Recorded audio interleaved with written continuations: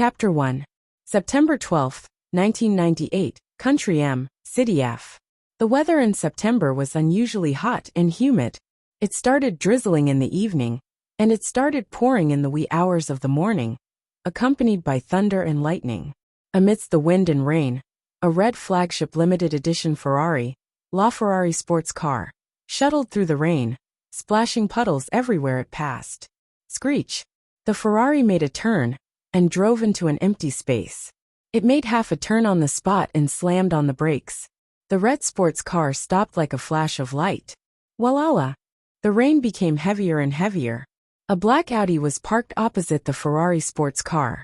The man in the Audi extinguished the cigarette in his hand, blew a puff of smoke, and got out of the car. At the same time, the door of the Ferrari sports car opened, revealing a pair of flat-soled feet. The person who got out of the car was a girl who looked like she was in her teens. The man was stunned for 2 seconds before he smirked. I didn't expect the king of secret agents in the international rankings, the boss of the strongest kosher mercenaries, to be a little girl who's still wet behind the ears. To the middle-aged man, the girl opposite him was just a child. "Where's my brother?" The girl ignored the man's words and went straight to the point. "Ha!" The man sneered when he heard that. He then flashed a sinister smile, and his expression changed instantly. "Then where's the thing I want?" If he did not have something on her, the man would never have dared to speak to the girl in such a tone. She might be young. She was already a legend in the mercenary world, and the king of secret agents in her teens. This girl was definitely not as weak as she looked. The girl raised her hand gently, and an ancient wooden box appeared in her hand. With a swing, the box flew to the man. This box had a very nice name. It was called Sandalwood Box. However, she did not know why this small box would attract the attention of all the international leaders. Even the old fellows on the assassin ranking who had been living in seclusion for many years came out to fight for it. "Fulfill your promise and let my brother go," she sneered. She was not an orphan, and had a brother whom she had only met once. It was then that she knew she had a Chinese name, Yin Jian. Before she was 16, she had been using a code name, Slaying God. Yin Jian grew up in the organization. She started her career at the age of 12, and killed the previous boss of the kosher mercenaries at the age of 14. At such a young age, she was already known internationally as the king of secret agents. He was also the boss of the kosher mercenaries. It was not until recently that she found out that she had an 8-year-old brother. They had only met once, and her brother had been captured by the man codenamed Wolf Killer in front of her to threaten her. Yin Jian, who had been alone for 16 years, longed for kinship. Ha! At the same time, Wolf Kill sneered and put the sandalwood box into his arms. He strode to the front of the Audi, opened the door, took out a bloody bag, and threw it on the ground. The bundle rolled twice on the ground, leaving a trail of blood wherever it passed. Finally, the cloth that wrapped the bundle also fell to the ground. Then the horrifying thing inside was revealed. It was the head of an 8-year-old boy. There was no body. The boy's eyes were wide open, and there were traces of dried tears at the corner of his eyes. There was no body below his neck, and the blood had dried up. It looked extremely strange. Chapter 2. That was her biological brother, whom she had only met once. "You killed him." Yin Jian clenched her fists and glared at Wolf Kill as grief and indignation exploded from the bottom of her heart. She had risked her life to get the sandalwood box in order to save her only family in this world. Now, everything had turned into nothingness. "Haha, Slaying God. You're still too inexperienced." Lang Sha, who had obtained the sandalwood box, was no longer afraid of Yin Jian, as if he had a trump card. How could Yin Jian, who was smart, not see through his intentions? Initially, Lang Sha was afraid of her. However, after obtaining the sandalwood box, he even dared to provoke her. "Then pay with your life." Yin Jian took out a scimitar from the side of her thigh after hearing Lang Sha's words. She held it in her palm and dashed toward Lang Sha. "Kill him." Yin Jian's nerves were roaring and boiling. It was these people who had forced her to embark on this path of murder. Step by step, they had forced her to become stronger, and the strongest. However, in the end, she could not even protect her family. From afar, Lang Sha held the sandalwood box and sneered at Yin Jian, who was dashing toward him. With the sandalwood box in hand, would he be afraid of a mere slaying god? However, Lang Sha dared not let his guard down. Slaying god was not just a title for show. Slaying was the blood of one's desire to become a god. Slaying god. That was a title that she had earned by trampling on countless lives. Yin Jian was getting closer. When she was a meter away from him, Lang Sha sneered and opened the sandalwood box. With the sandalwood box in hand, who cares about slaying god? She's just a thing of the past. Lang Sha grinned, waiting for Yin Jian to explode in front of him. Poof! Light shone the moment the sandalwood box was opened. Poof! Poof! Poof! How could this be? How could this be? Lang Sha's eyes widened. He lowered his head and saw the scimitar that had pierced his heart. Stab! Stab! Stab! His ferocious face was extremely terrifying. As for his body, it was already slowly falling backwards. Even at the moment of his death, he still did not understand why he had lost to a teenage girl. Yin Jian kicked the dead man's abdomen and bent down to pick up the sandalwood box that had slipped from the man's hand to the ground. This sandalwood box was just an imitation, made with the most advanced technology, and the light that had just been reflected was just a flashlight in the box. So what if he killed Lang Sha? Yin Jian blamed herself. Why didn't she keep an eye on her brother? But who would have thought that these people would point their spears at an 8-year-old boy? His goal was to control her. Yin Jian took out an exquisite wooden box from the car and placed it in her hand to compare it with another wooden box. This was the real sandalwood box. But what was the use? Could she bring her brother back? The reason why Lang Sha was defeated by her was because he knew that she wouldn't abandon her only family. But he didn't expect that when he schemed against her, she could also scheme against him.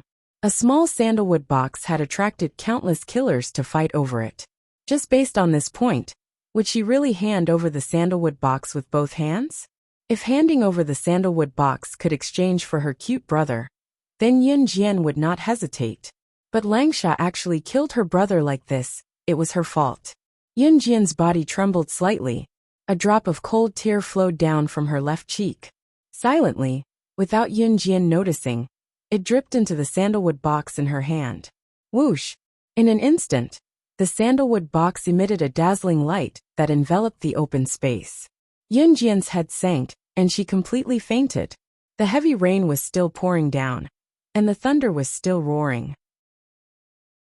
Chapter 3. Xinjiang Town, Longmen City, Country Z. It was the start of September school season. In the girls' washroom of Xinjiang Town Junior High School's teaching block during class break, her head was dizzy and her body swayed, as if she was being dragged somewhere. Before Yin Jian's subconscious had fully awakened, a few sharp female voices rang in her ears. This little B** TCH actually fainted. Sister Lin, what should we do now? How dare this B** TCH steal my man? She must be F** King tired of living. She won't learn her lesson if I don't teach her a lesson. Both of you, push her head into the toilet ditch. Let her eat *T. Let's see if she dares to do it again. Hurry up. I'll take responsibility if anything happens. Steal her man? Toilet ditch. Yin Jian slowly regained consciousness and reacted in the next second. Both her hands were pulled behind her back, and a small hand was covering her head. Her eyes happened to catch sight of feces under the toilet ditch. The stench of feces wafted from the bottom of the toilet ditch. The hand that was pressing down on her head was about to push her head into the toilet drain. Yin Jian did not have time to think about where she was. Her hands buckled reflexively, and she broke free from the person who held her hands as fast as she could. At the same time, her feet did not relax as she hooked back lightly and kicked the two people behind her to the ground. Her movements were swift and violent. Ah! The two girls' soft cries came from behind. Yin Jian had already jumped a few meters away from the toilet ditch and had a clear view of the situation before her. Where was she? Who were the 15-year-old girl in front of her and the two girls she had just kicked to the ground? Yin Jian, the 15 to 16-year-old girl with heavy makeup who stood in front of her, was shocked when she saw Yin Jian's strange movements and the way she broke free from the two girls who were on the ground. She could not help gritting her teeth and growling in anger. You're calling me? Yun Jian asked in surprise. This girl actually knew that her name was Yun Jian? She had never mentioned the name Yun Jian to anyone. As an ace agent, she had always used the codename Slaying God to announce to the public. On the contrary, she had only known the name Yun Jian not long ago, so outsiders would not know about it. What? Aren't you Yun Jian? Why are you pretending? Are you still pretending to have amnesia? Do you think the school hunk will take a few more glances at you? Let me tell you, the school hunk is Sister Lin's boyfriend. Don't even think about it. One of the girls who was kicked to the ground by Yun Jian was slapped on the ground was Yun Jian's, glaring at Yun Jian. Yun Jian's name, Yun Jian's, and Yun Jian's, Yun's. Once Yun Jian heard it, she felt that something was off about this place. They were strangers in a strange place, and they had no grudges against her. Why were they so hostile toward her? When she thought of this, she suddenly reached out and touched her face and facial features. She could determine a person's appearance by touching their facial features. Clearly, this was not her face. What was going on here? She only remembered that she had returned to the car to take out the sandalwood box after killing Lang Sha. There was a flash of white light, and she had fainted. Had she entered someone else's body? Yun Jian, who was standing at the front, was annoyed when she saw the state Yun Jian was in. How dare this little b***tch ignore her? She was dazed for a moment, then laughed at Yun Jian. Yun Jian, are you lonely? How dare you touch your own face in front of everyone? Are you that desperate for a man's love? How dare you seduce my man? You're courting death. Lin Mingyu suddenly remembered something when she said the last sentence. She glared at Yun Jian fiercely again, then turned to instruct the other two girls. Chapter 4. Lin Mingyu glared viciously at Yun Jian. She looked as if she wanted to tear Yun Jian into pieces. Yun Jian narrowed her eyes and raised her eyebrows. She watched as the two girls who had obeyed Lin Mingyu approached her. She was not flustered, although she did not know why she was here, or why she had entered another girl's body. However, the three girls in front of her did not pose a threat to her. Although she did not know the situation, Yun Jian was not someone to be bullied. She was the top secret agent in the world. The number of people who had died in her hands could form a long street. Although the girls in front of her were about the same age as her, she knew that they were probably delicate girls who would be afraid, even if they saw a dead person. Yun Jian's lips curled into a smile. It was faint, but it sent chills down one's spine. The two girls who were approaching her were stunned and stopped in their tracks. What are you waiting for? Come on, you two. Stop dilly-dallying. Are you waiting for the food to be served? Lin Mingyu shouted at the two girls. Do you know?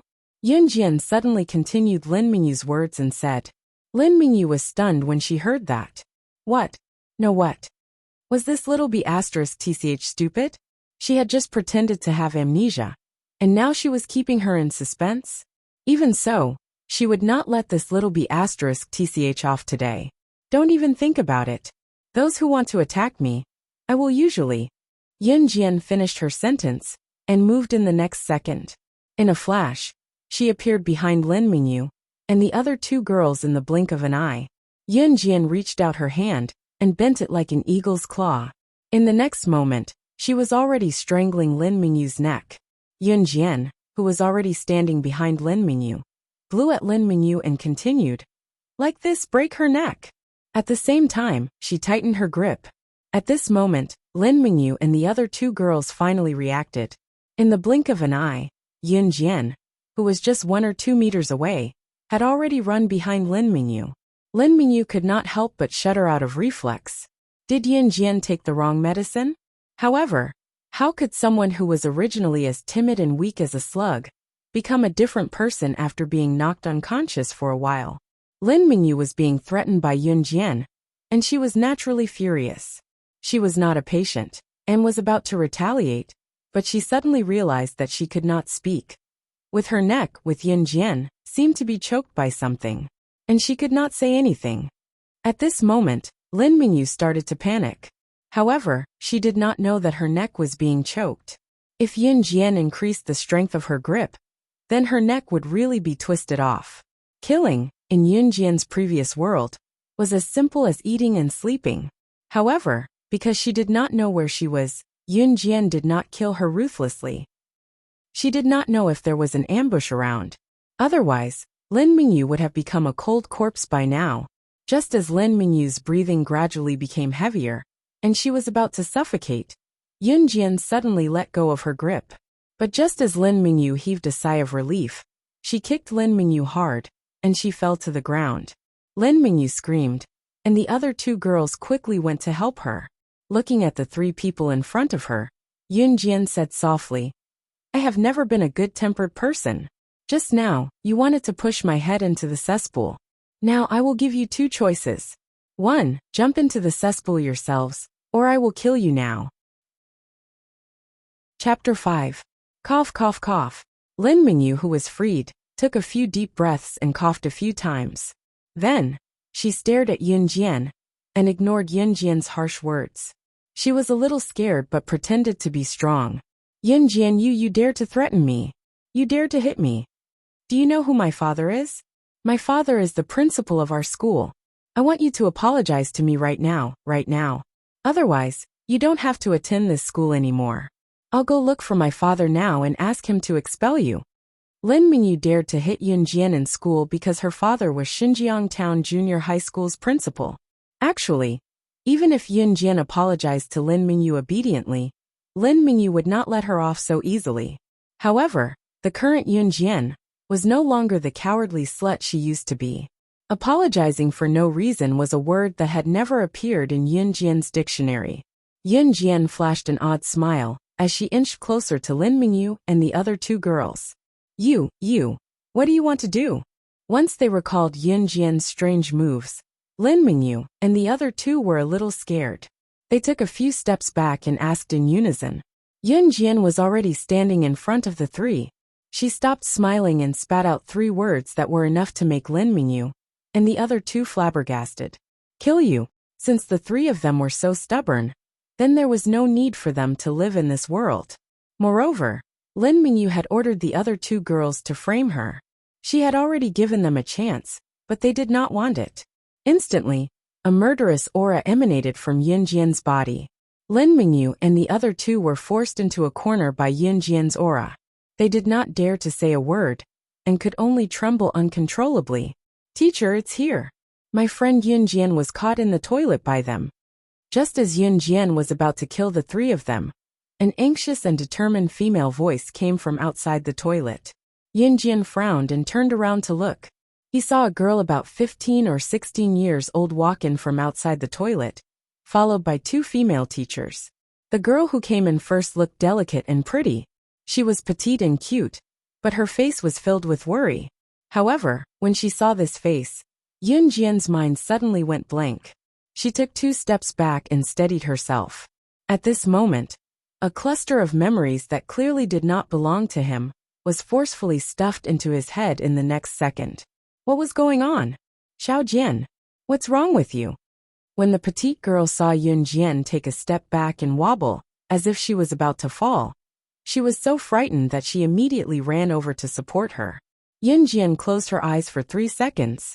When she opened them again, countless images flashed through her mind. She had been reborn. It seemed that her guess was right. She had really entered another girl's body. For some reason, the cluster of memories just now suddenly appeared in her head. She had accepted all the memories of this girl. The original owner of this body that she had possessed was also called Yunjian.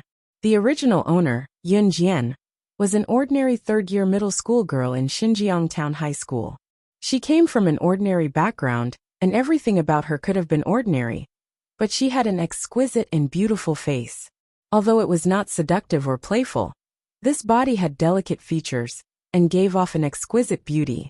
Everything that had happened was because of her beautiful face. The school hunk of Xinjiang Town High School was called Yuan Ingjun. Yuan Ingjun and Lin Mingyu had always been a couple. It was known throughout the school, and they were even known as a handsome man and a beautiful woman, a match made in heaven. But who would have thought that Yuan Ingjun would change his mind every now and then? He actually had designs on the original owner, and even started to pester her. In spite of it, The original owner had always wanted to stay as far away from him as possible. As Yuan Ingjuan's official girlfriend, Lin Mingyu refused, insisting that it was the original owner who had seduced Yuan Ingjun. As a matter of fact, she had dragged the original owner to the washroom during class today and called her sidekick, saying that she was going to teach the original owner a lesson. Who would have thought that after being beaten up, the original owner would take her last breath? Forced by life, she had suffered enough humiliation. She didn't even have the slightest desire to live, so she gave up and went back. Therefore, for some reason she, slaying God, the king of secret agents and the legend of mercenaries, had been reborn into the original owner's body and became her. Chapter 6. I'm fine. Yun Jian looked up at the girl who rushed over to help her and gave her an answer. This girl was called Lu Fian and was a very good friend of the original host. When the original host was caught by the three of them and beaten up in the toilet, Lu Fian knew that she didn't have the ability to stop this, so she immediately ran to call the teacher over. But she was too late. The original host was already dead, and the person who replaced her was Yun Jian. She was already tired of being a secret agent in her previous life and wanted to leave the organization, leave the world of assassins and secret agents, and live a normal life with her brother. But who would have thought that her brother would be killed, and she would encounter such a strange thing like rebirth? But now that she came to this body, she could finally leave the organization of her previous life. Yun Jian gladly accepted this result. But her brother's death was not over. She wanted to retire, but who knew that those people in her previous life would go crazy and take her brother as a hostage and kill him? Although Lang Shao was killed by her, Yun Jian knew that there must be someone controlling him. She, Yun Jian, would definitely take revenge. What's going on? One of the two teachers who were called over by Lu Fian just now, who looked younger, called out to Yun Jian authoritatively. This teacher's surname was Wang, and she was a new teacher who had just graduated from university and was assigned to Xinjiang Town High School. But she also knew that Lin Mingyu was the daughter of Xinjiang Town High School's principal and couldn't be offended. Usually, when Lin Mingyu committed crimes in school, these teachers would turn a blind eye. Although teacher Wang was young, she was a person with foresight. She didn't shout at Lin Mingyu because she was afraid of offending Lin Mingyu and indirectly offending the principal. As a new teacher who had just been assigned a job, teacher Wang didn't dare offend the principal. On the contrary, Yun Jian and Lu Fian were normal villagers in her eyes. They had no power or influence, and their parents relied on working and farming to support their family. With this comparison, it was clear who was more important. Teacher, it was Lin Mingyu and the other two who forcefully dragged my friend into the washroom. They even said that they would teach her a lesson. Before Yun Jian could say anything, Lu Fian explained to Mr. Wang. Mr. Wang wasn't the teacher who taught Lu Fian and Yun Jian's class. At that time, Lu Fian was afraid that Lin Mingyu and the others would bully Yun Jian if he came late. Therefore, Lu Fian immediately called him over when she saw him, and didn't have time to explain. Lu Fian said this because she wanted teacher Wang to stand up for Yun Jian. Teacher Wang sized up Yun Jian. Seeing Yun Jian's shabby clothes, she knew that she was a poor girl from the countryside. Hence, she looked at Yun Jian with contempt and said to Lu Fian, as a junior high school student, she should act like a student. If your friend doesn't cause trouble, do you think Lin Mingyu will bully your friend? With these few words, Mr. Wang was obviously on Lin Mingyu's side. Furthermore, he was completely biased towards her. Lu Fian was stunned, and her heart suddenly turned cold. But teacher, it was Lin Mingyu who bullied my friend first. According to the school rules, shouldn't she be punished?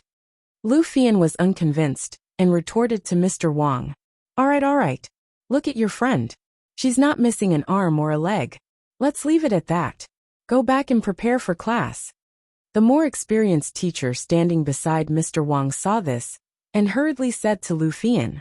At that moment Lin Mingyu, who had someone to rely on, raised her head arrogantly and looked at Lu Fian and Yun Jian with a mocking gaze. Little b****, this isn't over yet. Now that even the teacher isn't helping you, let's see what you bunch of poor people can do. Seeing this, Lu Fian's anger flared up. Were these teachers blind? It was completely unreasonable. But they were helping Lin Mingyu. She's not missing an arm or a leg. Yun Jian had been standing at the side and listening until she heard this sentence. She laughed coldly. Indeed, this body wasn't missing any arms or legs. But when the original owner was still here, he was beaten unconscious. He even held his breath and passed away. As long as she's not missing an arm or a leg, she won't be punished by the school? Yun Jian stood in the same spot and listened to the incessant chatter in front of her. Then she suddenly opened her mouth and said this. Everyone present was stunned. What did she mean? Yun Jian suddenly chuckled. She hooked her finger and suddenly pointed at Lin Mingyu. She didn't make me lose an arm or a leg. Then I won't hold it against her. Ms. Wang looked like she breathed a sigh of relief when she heard that. She looked at Yun Jian, thinking that the girl had finally understood. It's good that you understand. Mr. Wang deliberately praised Yun Jian hypocritically. But in her heart, she was thinking, how could a child from a poor family compare to the daughter of the principal? But in the next second, Mr. Wang immediately realized that she had misunderstood Yun Jian's meaning. In the next second, Yun Jian suddenly moved. She took 2 steps towards Lin Mingyu, and in a flash, she appeared beside Lin Mingyu at a speed that no one could catch with the naked eye.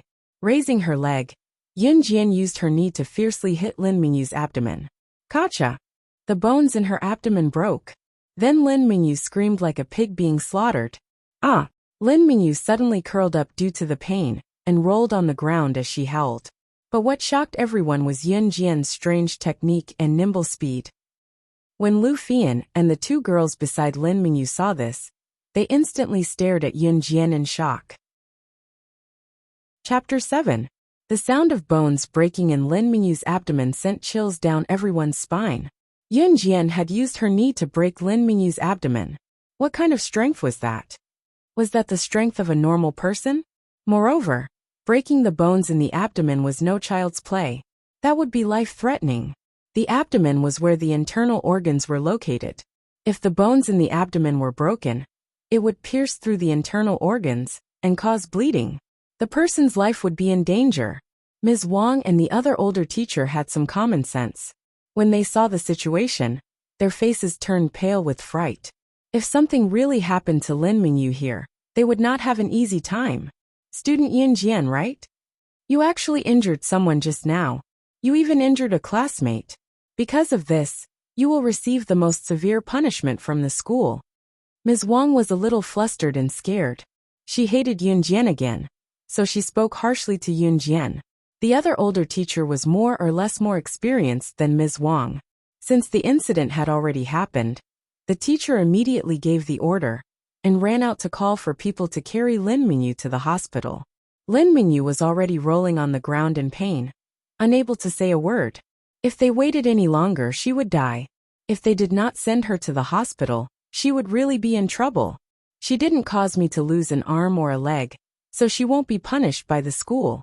I didn't cause her to lose an arm or a leg, so I won't be punished by the school either. She had hit Lin Mingyu's abdomen. Lin Mingyu's arms and legs were still fine. Yun Jian crossed her arms calmly and looked at Ms. Wang as she spoke. She had already been very gentle and controlled her strength. Lin Mingyu would at most be in pain for a while before recovering. Her life would not be in danger. You, just wait for the school to punish you. Ms. Wang's mouth was shut by Yun Jian's words, and she was furious. Not long after, another teacher called over a few male teachers who were more muscular. They worked together to lift Lin Mingyu up and carefully sent her to the hospital not far away from Xinjiang town. The other teachers and Lin Mingyu's 2 female followers went with them, looking panicked, worried that something would happen to Lin Mingyu. Soon, only Yun Jian and Lu Fian were left in the washroom. Xiao Jian, you injured Lin Mingyu just now. She's the daughter of our school's principal. If anything happens to her, the principal won't let you off the hook. What if he expels you? Lu Fian was also a little scared. After all, she was just an ordinary student. When she saw the scene just now, she was naturally frightened. If children from the countryside could not continue to go to school, they could only go home and work in the fields. For the villagers, this meant that they had no way out for the rest of their lives. In this lifetime, he could forget about leaving the countryside to live in a big city. Simply they were good for nothings. Yunjian shrugged. She had controlled her strength just now, so Lin Mingyu would only feel a little pain at most before she recovered. In fact, if Ms. Wang had not spoken so harshly, Yunjian would not have minded reconnecting Lin Mingyu's abdomen. It seemed like there was no need for that now. She'll be fine. Yunjian's lips quirked up. In spite of it, Lin Mingyu was the direct murderer of the original owner of her body. She was already letting her off easy by not taking her life just now. After all, the original owner of her body paid with her life. A young girl at the prime of her youth was killed by Lin Mingyu just like that. Ring, ring, ring. Just as Lu Fian was about to say something, the bell rang to signal the start of class. Let's go to class, Yunjian said. She had injured Lin Mingyu just now. If it had been a normal girl who had hurt her classmate, she would probably have been scared out of her wits. Instead, she told Lu Fian nonchalantly, and headed to the classroom after exiting the washroom. Lu Fian was stunned. Why did it seem like she was more worried than Xiao Jian? What should she do if something really happened to Lin Mingyu? In the next second, Lu Fian ran to the classroom as well. Yun Jian, who was walking in front, curled her lips into an expectant smile. What kind of place would a school be like? She had been taken away by an organization when she was young in her past life, and had gone through brutal training. She had lived a life of killing, or being on guard against being killed for more than a decade. She had never gone to school, and had never experienced the life of a normal person. Chapter 8. When Yun Jian and Lu Fian arrived at the door, Yun Jian saw a class sign hanging on the wall next to the door. On it was written in red block letters, Grade 3 6th class. Yun Jian suddenly realized that she was just an ordinary student who had just entered her third year of middle school. Pursing her lips, raising her eyebrows and nodding with a smile, Yun Jian stepped into the classroom. Her seat was in the third seat in the third row. Because the original owner wasn't very tall, but she wasn't short either. She was in the middle of the class, so her seat was in the middle. Instead, he sat in the best position. Lu Fian's seat was a bit far from hers. Because class had already started, Lu Fian didn't say anything and ran to her seat first. Yun Jian took her seat as well. Just as they sat down, a slightly plump female teacher came in through the door. This teacher's surname was Jean. Teacher Jean was already in her 30s. She took good care of her appearance, so she looked a few years younger than her real age. Teacher Jean was usually very kind. She was the teacher in charge of grade 3-6. She taught Chinese and was quite humorous in class. She would also tell stories to the students, so the students in the class liked her class. After Teacher Jean came in, she put her lesson book on the podium and took out her Chinese textbook to start class. After an entire afternoon of class, Yun Jian didn't get tired. In fact, she had already learned these lessons. In her previous life, she was in an organization and had to be proficient in everything. She had to learn all the lessons in a short period of time. Otherwise, she would be eliminated in that world. However, during class, Yun Jian still listened attentively. She only enjoyed the process. At 16:50 in the afternoon, school ended on time. Because today was Friday, there was no evening self-study, so school ended early. Usually, there would be evening self-study from the weekend to Thursday. So after the evening self-study, school ended around 8 in the evening. When school ended, the bell rang. Before Teacher Jean could announce the end of class, a few naughty boys in the class took their bags and sneaked out the back door. The teacher had a headache over these naughty students, but there was nothing she could do. After the head teacher left, the students picked up their school bags and ran back home. Friday after school was the happiest time of the week. Xiao Jian, wait for me. Let's go together. Lu Fian packed her bag hastily after class and called out to Yun Jian. Yun Jian didn't respond, but she waited for Lu Fian. Lu Fian was a very good friend of the original host. She wasn't a bad person. At least when she saw the original host being bullied, she would think of ways to help the original host. She didn't alienate her, because she was afraid of offending Lin Mingyu. Lu Fian quickly packed her bag and ran over. She said excitedly to Yun Jian, "Let's go." "Okay," she replied softly. Yun Jian nodded and walked towards the school gate with Lu Fian. The two of them walked side by side and soon exited the school gate. Xinjiang Town Middle School was located in the center of Xinjiang Town. Yun Jian's house and Lu Fian's house happened to be in the same direction, so they were going in the same direction. Just as they stepped out of the school gate, Yun Jian heard a loud male voice from the side. Xiao Jian. Slightly surprised, Yun Jian turned to look and saw a young man about 17 or 18 years old standing on the steps of the school gate, looking at her. He was dressed in a tracksuit and had a slender build. When Yun Jian saw the handsome young man, she was stunned at first before the memories of the original owner of her body flooded her mind. The young man was none other than the original host's biological elder brother, Yun Yi. Now that she had inherited the original host's identity, did that mean that Yun Yi was her elder brother? Yun Jian was separated from her family when she was young in her past life. By the time she found her family, she was only left with her younger brother. She had only met her younger brother once. Before she could enjoy the familial love, her younger brother was killed. Having never experienced familial love, Yun Jian was stunned. Looking at Yun Yi, she uttered a word carefully, brother? Yun Yi hopped down the steps handsomely and went to where Yun Jian and Lu Fian were. He placed his hand naturally on his younger sister Yun Jian's shoulder and flashed a refreshing smile that was enough to make many girls squeal. Amen, Xiao Jian, your brother finished school early today, so I came to pick you up. Don't forget, it's our mom's birthday today. She's worked hard for us all her life, so we should honor her today. Yun Yi answered and spoke up, afraid that Yun Jian would forget what day it was. Yun Jian did not know the situation, but she found the answer from the original host's memory. The original host's family was more complicated, and she had a biological elder brother. Her brother had excellent results in the middle school exams last year and was admitted to a key high school in the city. Today was Friday, but it was also the birthday of the original host's mother. So Yun Yi had told the original host early in the morning that she would rush back from the city to celebrate her mother's birthday. Chapter 9. I didn't forget. It's Mom's birthday today. Looking at Yun Yi's excited face, Yun Jian made up a small lie. Okay, don't I know you? Let's go, we'll go to the gift shop later and pick out a birthday present for Mom. Yun Yi patted Yun Jian's shoulder and said, okay. Yun Jian nodded. Then the three of them walked to the gift shop in town. Because Lu Fian had to go home early, she said goodbye to Yun Jian before reaching the gift shop in town. Lu Fian's family was strict. Her parents were retired teachers, and they had a daughter at an old age, so they doted on Lu Fian a lot. They even set a rule that she had to go home immediately after school. Even if she wanted to go out to play, she had to go home first to tell her parents and get permission.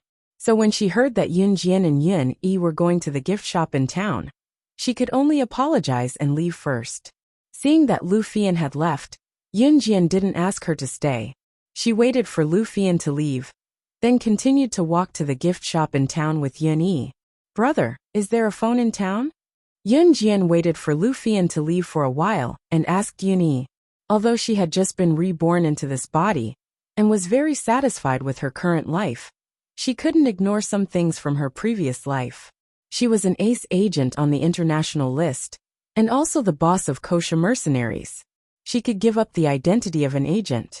After all, it was an identity that restricted her freedom in her previous life. But she couldn't ignore the kosher mercenaries. Kosher Mercenaries was an internationally famous assassin organization. On the international official platform, as long as the employer could afford it, they could hire the kosher mercenaries to do things for them. It could be said that since the kosher mercenaries were born, as long as the employer could afford it, there was nothing that the kosher mercenaries couldn't do. And she, Yun Jian, was the boss of such a mercenary group, the leader. The kosher mercenaries was a force that she had obtained after killing the previous boss. It was not a small force. Yun Jian wanted to avenge her brother, so she definitely couldn't abandon this force. There's a shop not far away that has a phone installed. Why? Xiao Jian, you want to make a call? Yun Yi glanced at Yun Jian suspiciously and asked. He had single-handedly protected his younger sister since she was young.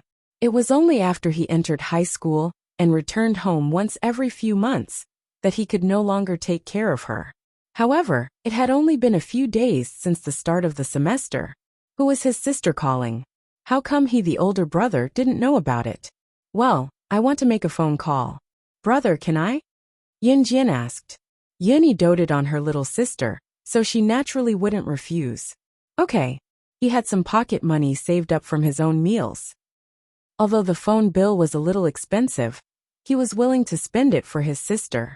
In 1998, mobile phones were not yet popular in Z country. At this time, only a few tycoons, entrepreneurs and big bosses had mobile phones, pagers and other communication devices. For the original owner's family, which was not considered rich at all, they could not even afford a telephone. Yunjian and Yuni came to a small shop. It was not big, and the shopkeeper was a middle-aged man in his 40s. He held a fan in his hand and sat on a chair, waving his hand as he watched Yunjian and Yuni enter the shop. What would you like to buy? The shopkeeper asked casually. Boss, we want to make a call, Yuni told the shopkeeper. The shopkeeper set the timer on the phone and passed the receiver to Yuni. Yuni passed the receiver to Yunjian and asked Yunjian to make the call.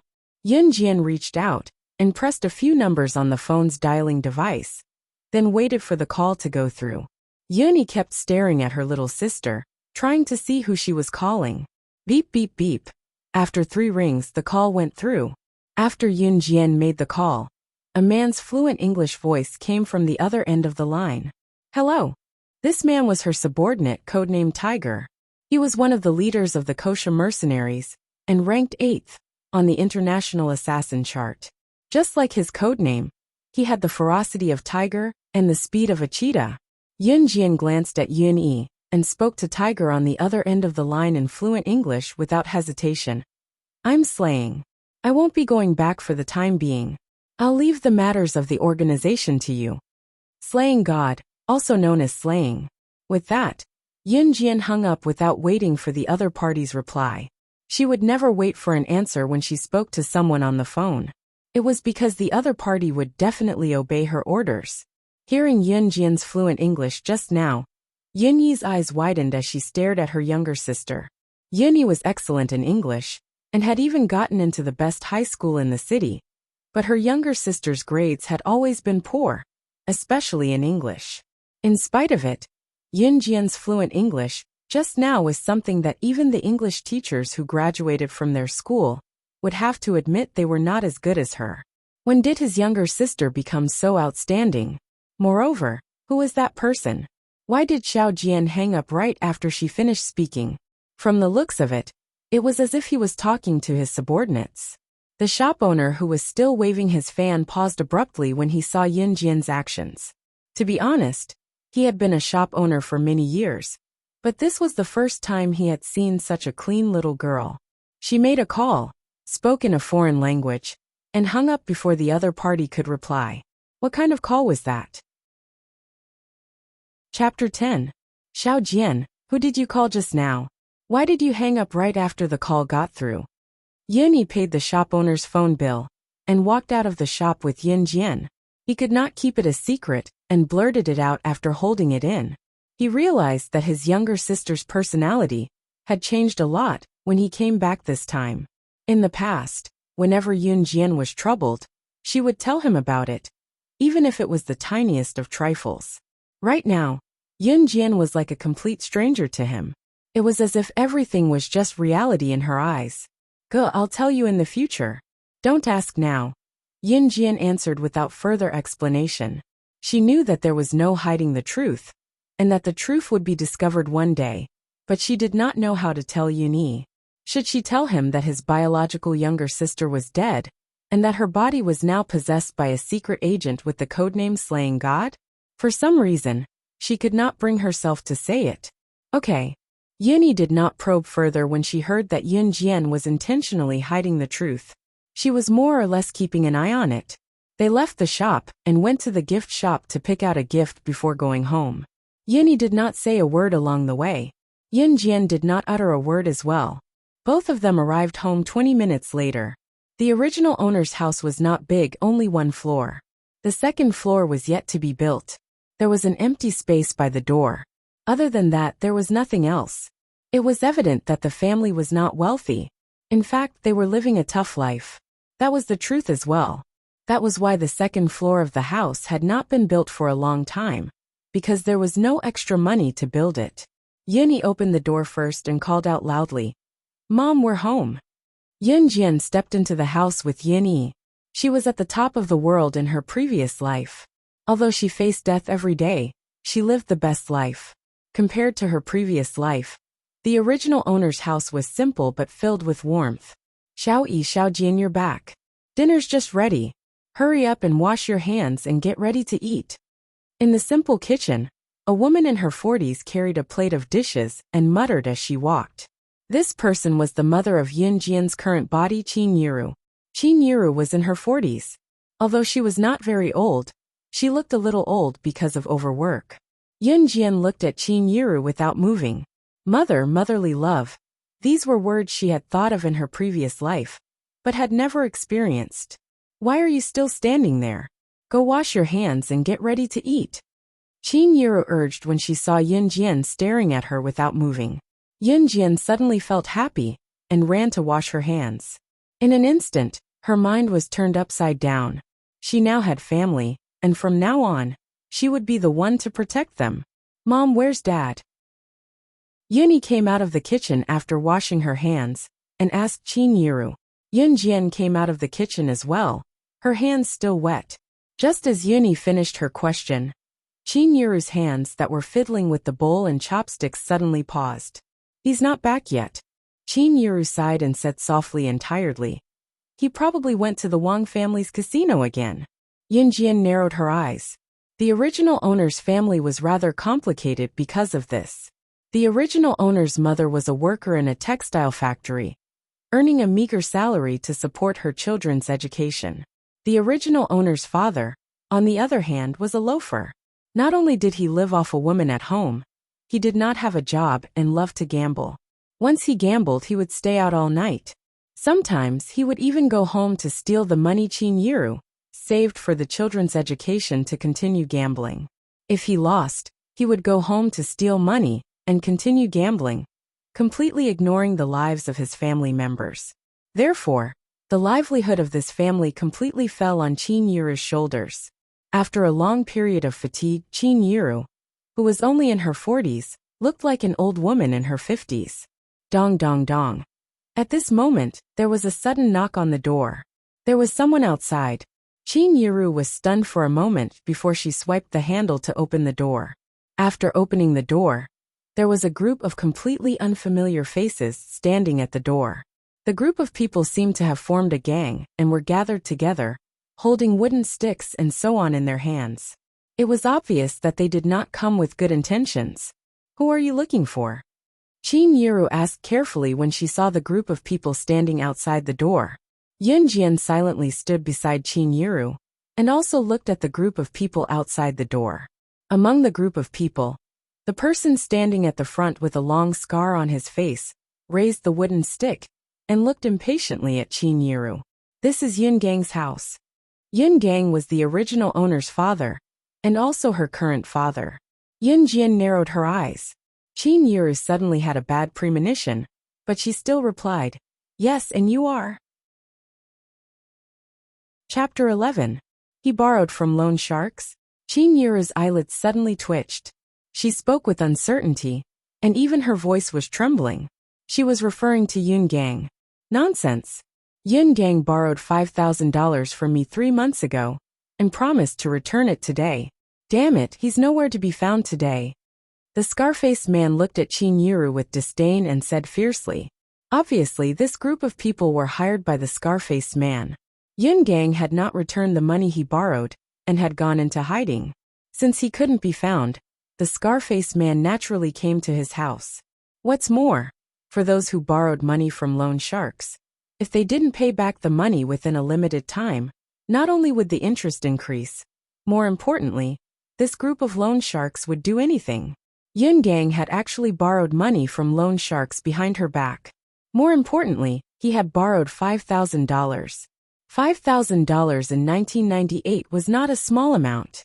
Moreover, with their family's financial situation, they wouldn't even be able to return $500, much less $5,000.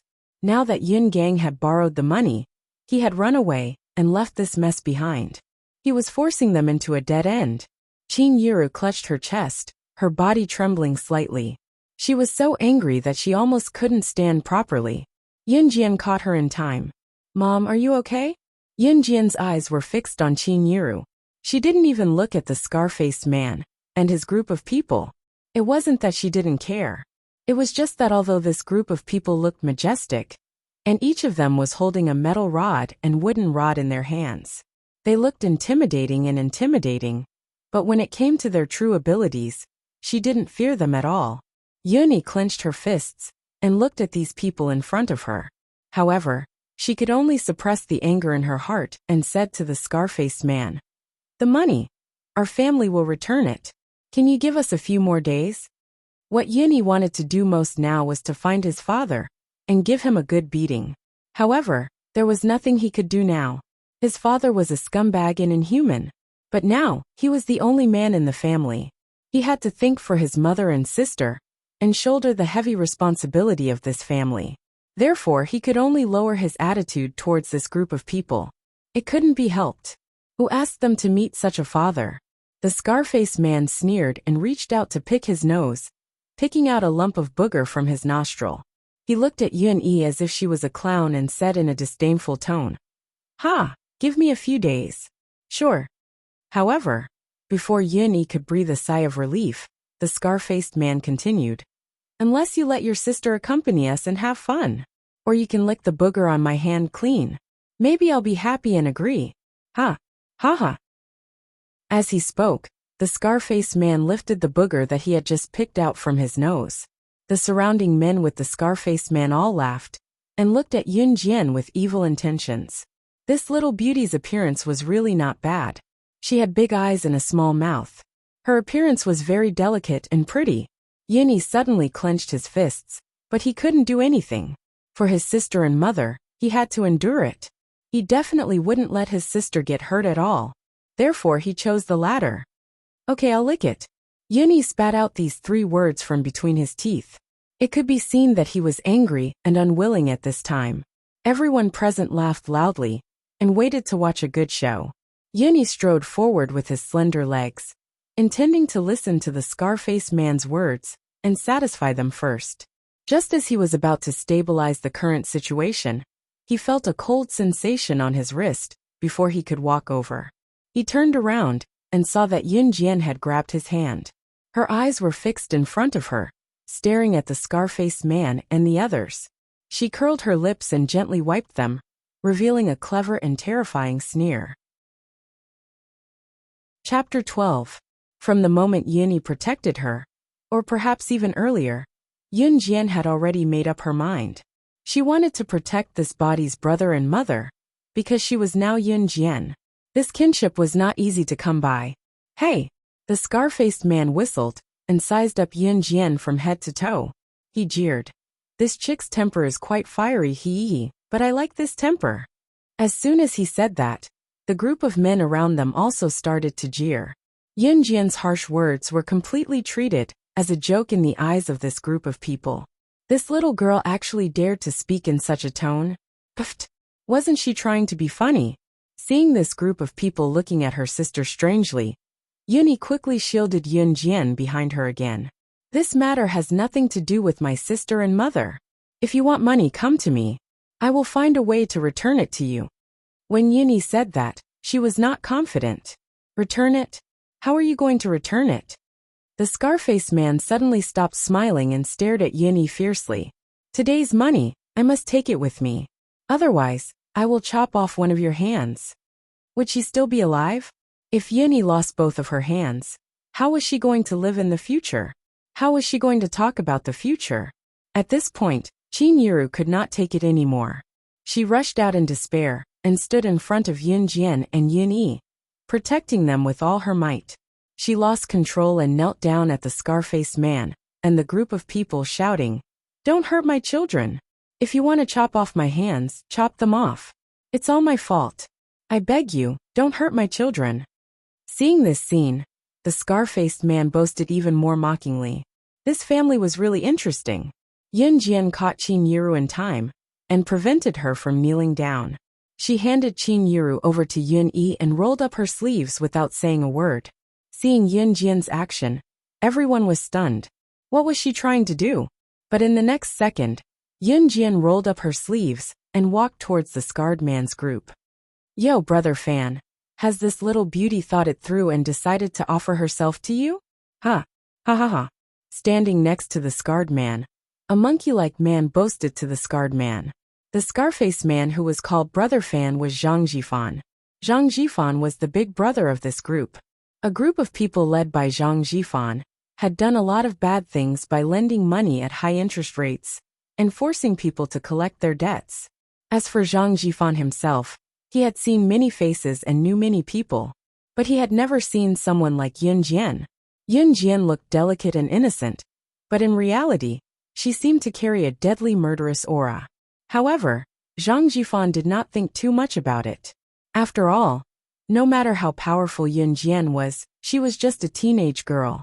Her hair was not even fully grown yet. They were all grown men. Why would they be afraid of such a young girl? What would it look like if word got out? Just as Zhang Jifan decided to ignore Yun Jian and directly cripple Yun Yi's hand to show off his power, he was shocked by Yun Jian's next move. Yun Jian rolled up her sleeves and revealed a smirk. In the next moment, she took 2 steps forward and wrapped her hands around the monkey-like man beside Zhang Jifan, who had spoken rudely to her.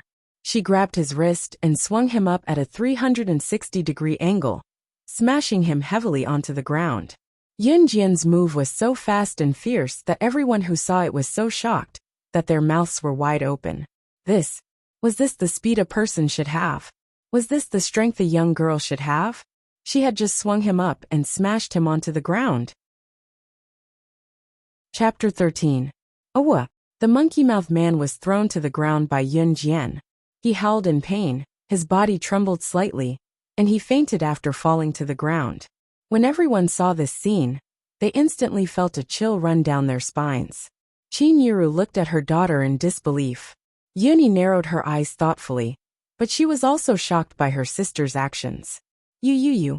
Seeing Yun Jian throw the monkey-mouthed man to the ground and slowly walk towards him again, Zhang Jifan could no longer remain calm. Previously, he didn't take Yun Jian's words seriously and only treated her as a child. But now, with the monkey-mouthed man lying on the ground, they didn't know whether he was dead or alive. Zhang Jifan and the others all obediently shut their mouths, their hearts trembling with fear. They also saw clearly how the monkey-mouthed man fell to the ground just now. The monkey-mouthed man's reaction speed was the fastest among them, but Yun Jian's speed was several times faster than the monkey-mouthed man's. The people present couldn't even catch Yun Jian's speed with their naked eyes. How could they beat her? At this moment, Yun Jian slowly walked towards Zhang Jifan, stopped, raised her eyes, and looked at him with her beautiful and sharp eyes without fear. I will return the money to you on behalf of my father. Yun Jian finally stopped and didn't attack again. Zhang Jifan and the others inexplicably breathed a sigh of relief. On one hand, it was because they were afraid of Yun Jian. On the other hand, they felt that Yun Jian wasn't the kind of person who didn't keep her words. Just when Zhang Jifan thought that everything was over, he heard Yun Jian's voice again. Her voice was so cold. But don't think that you can leave here like this. Just now my brother and mother were frightened because of you. If you don't apologize, then I will cripple both of your hands on the spot. Just now, Zhang Jifan was pressuring her to pay up. He said that if Yuni couldn't pay up, he would cripple one of Yun Gang's hands. And now, Yun Jian had returned the same words to them. Just because her mother and brother were frightened, she wanted to break their hands if they didn't apologize. Zhang Jifan and the others widened their eyes. After what happened just now, they didn't dare to doubt Yun Jian's words anymore. However, what they did not know was that Yun Jian's codename was Slaying God. If she was still a secret agent, she would not just want their hands. That would be fate. Xiao Jian, come back. Let's forget about it. Let's not be calculative. Mom and your brother are fine. They weren't frightened. Qin Yiru was mild-mannered, and was afraid that Yun Jian would continue to be calculative. Zhang Jifan and the others had found help after they left, so she called out to Yun Jian, worried that her daughter would be hurt. How could someone like Zhang Jifan, who earned money from loan sharks all year round, not have a backer? If they really pissed them off, Qin Yiru was afraid that they would come knocking again, and her daughter would be in real danger. Yun Jian did not turn to look at Qin Yiru, but she had listened to Qin Yiru, and let Zhang Jifan and the others go. Since my mom said so, scram. Yun Jian looked up and glanced at Zhang Jifan and the others. Then, she looked at Zhang Jifan and the others and chuckled. Remember, the person who owes you money is my father Yun Gang. I'll return the money for him this time, but if there's a next time, go find him if you want him dead or alive. He asked for it himself. Don't ever come to my house again. Zhang Jifan and the others' eyelids twitched at her words. This little girl really knows how to say anything. No matter how much of a jerk Yun Gang was, he was still her father, right? How could she say something so heartless at such a young age? Coupled with her unfathomable skills just now, it was hard to fathom. Chapter 14. After Zhang Jifan and the others left, Qin Yiru collapsed completely. She shuddered and nearly fell to the floor, her eyes glazed over. It was fortunate that Yun Yi was holding her up, so she did not look terrible. To a woman, having her husband cheat on her was the most intolerable thing. Apart from this, the concept of gambling and cheating were the same. Small gambles were enjoyable while large gambles were harmful. Although Yin Gang did not cheat on his wife, he was addicted to gambling and neglected his job. All these years, he relied on Qin Yiru to take care of the household and earn money to support the family. Not only that, sometimes, the money that Qin Yiru worked hard to earn would be stolen by Yun Gang. He continued to gamble, and was never tired of it. Qin Yiru could tolerate all this. She had thought that it would be over after a little bit of tolerance, and she would just make do with it. Who would have thought that Yun Gang would borrow money from loan sharks? He was really going to drive them to their deaths. Those loan sharks were capable of doing anything. If Xiao Jian had not been ruthless and chased those people away today, the consequences would have been unimaginable. Qin Yiru did not consider how her daughter, Yun Jian, had become so skilled all of a sudden. It was because her mind was not here now. For the first time, she truly wanted to divorce Yun Gang. If this continued, Yun Gang would drag Xiao Jian and Xiao Yi down to their deaths sooner or later. They could not live like this anymore. Yun Jian walked to Qin Yiru in silence. Looking at this person called her mother, she did not know why she felt a pang of jealousy. In spite of it, she knew that this was not her true feelings. It was probably the heart that was left in her by the original owner.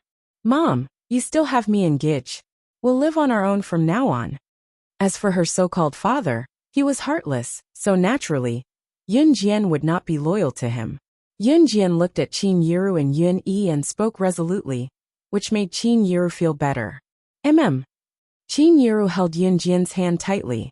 Her pale face eased a little as she nodded heavily. Even if Qin Yiru did not say anything about Yun Gang, she would still be bothered. Qin Yiru did not say anything during dinner, remaining silent. Even when Yun Yi gave Qin Yiru the gift she had carefully selected, she only smiled faintly. There was an indescribable bitterness in her heart. Yun Jian could not understand Qin Yiru's pain. The pain of an ordinary woman. It was a silent night. It was Saturday. The next morning, Yun Jian woke up early and loaded all the heavier items into her bag, before running a few laps around Xinjiang town's riverside with her bag. Exercise was a habit from her previous life. However, the physique of this body was not good. She was drenched in sweat after running a few rounds with more than 10 kilograms of weight. In her previous life, she could run around the river with a person on her back without blushing, let alone more than 10 kilograms of weight. When the weather turned cloudy in the afternoon, Lu Fian came to Yun Jian's house to ask Yun Jian to go play in the park nearby. It was then that Yun Jian remembered that the original owner of her body had promised her earlier that they would go for a walk in the park this weekend. The park was not big, but it was a rather famous place near Xinjiang town. Usually, many people would come here for a stroll when the weather was good. The weather turned cloudy on Saturday afternoon, making it a good day for a walk. When Yun Jian and Lu Fian arrived, there were already many people in the park. Xiao Jian, let's go sit at the pavilion over there. Lu Fian told Yun Jian, perhaps tired from running a few rounds around the park. Yun Jian nodded and both of them went over. There were already people standing at the pavilion, but there were still empty seats. When they approached the pavilion, however, Lu Fian suddenly exclaimed in surprise, "Huh, that's..." As she spoke, she pointed at a young man sitting at the pavilion. Yun Jian's pretty eyes looked over there. A good-looking young man in a white t-shirt with blood stains was sitting on the stone bench at the pavilion. He was surrounded by a group of young men and women. This person was none other than the culprit who caused the original owner of her body to be accidentally killed by Lin Mingyu, Yuan Yingjun. Enemies were bound to meet on a narrow road. Yun Jian smirked and was about to leave when she heard Yuan Yingjun's surprised voice behind her. "Xiao Jian, why are you here for a walk too? Or are you here because of me?" Chapter 15. Yun Jian nearly laughed out loud when she heard Yuan Yingjun's last sentence. This was the funniest joke she had ever heard. She was just taking a stroll in the park and happened to bump into this person. Yet she was being accused of coming for him? Yun Jian turned to look at Yuan Yingjun with a smirk. "Who are you to me? I'm just taking a stroll in the park. What does it have to do with me whether you're here or not?" Yun Jian's words hit the nail on the head, but it was also the truth. If the person standing here was not Yun Jian, but the original owner of the body, she would not dare say a word, even if she was framed like this. That was why Lin Mingyu thought that it was Yun Jian who seduced Yuan Yingjun, and not the other way around. That was why she found out about it. Yun Jian, who doesn't know how to play hard to get. Do you think he'll look at you more just because you're so handsome? Dream on. Before Yuan Yingjun could say anything, a short and chubby girl with heavy makeup standing beside him spat at Yun Jian. This chubby girl was obviously Yuan Yingjun's admirer. It was just that Yun Jian did not expect that Yuan Yingjun, as Lin Mingyu's boyfriend, did not take care of her after she sent her to the hospital. Instead, he came to the park happily, with a bunch of other people. Yun Jian's cold gaze flickered. Not wanting to be involved with these people, she turned to pull Lu Fian away. She did not want to bother with a man like this, a scumbag for short. Lu Fian was taken aback by Yun Jian's reaction just now as well. If this had happened in the past, Xiao Jian would have nothing to say, and would only hide behind her. Today, however, she retorted, "Stop right there, both of you stop right there. Otherwise, don't blame me for being rude. I really won't be polite." When the fat girl saw that Yun Jian and Lu Fian didn't even look at her, and were about to leave, she immediately became angry. The chubby girl's name was Shuli. She was Xinjiang town's mayor's daughter, and used her father's position to bully others. Ever since she was young, she had the typical temper of a spoiled brat. Everyone in the town, inside and outside, who didn't try to coax her. But just now, this girl named Yun Jian actually dared to challenge him? She even wanted to leave without saying a word. Where was she supposed to put her face? Therefore he shouted angrily. Yun Jian ignored Shu Li's threatening words. She dragged Lu Fian to a place far away, before she turned her head back. "Who are you? Why should I listen to you, and stop just because you tell me to?" Yun Jian said with a contemptuous smile. She was the ruler of the Secret Service industry. She single-handedly controlled the world's largest mercenary group. Countless tycoons, business tycoons, and politicians would tremble in fear at the mere mention of her name. Yet now, even the mayor's daughter of a small town dared to speak to her in such a tone. Since when did she, slaying God, allow herself to be manipulated by others? Even if she did, she would be dead by now. Yuan Yingjun, who stood where he was, thought that Yun Jian was really playing some tricks. So he flashed a smile that was considered handsome to others. Inwardly, however, he was thinking, playing hard to get. Yun Jian's acting was quite convincing. However, this made him want this woman even more than before. There was still plenty of time. He did not believe that this woman would not be attracted by his good looks and fall into his arms. Yuan Yingjun had completely forgotten that he still had a girlfriend who was receiving treatment in the hospital, Lin Mingyu. Chapter 16. My father is Xinjiang town's mayor. How dare you talk to me like that? Ha! Be careful or I'll make you pay for it.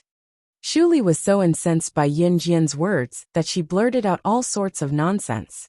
Yin Jian could not help bursting into laughter when she heard that. Why were all these children of rich and powerful families the same? What Shu Li said was very similar to what Lin Mingyu had said before. It was just that Lin Mingyu's father was the school's principal, while Shu Li's father was the mayor. From an objective point of view, there was no difference.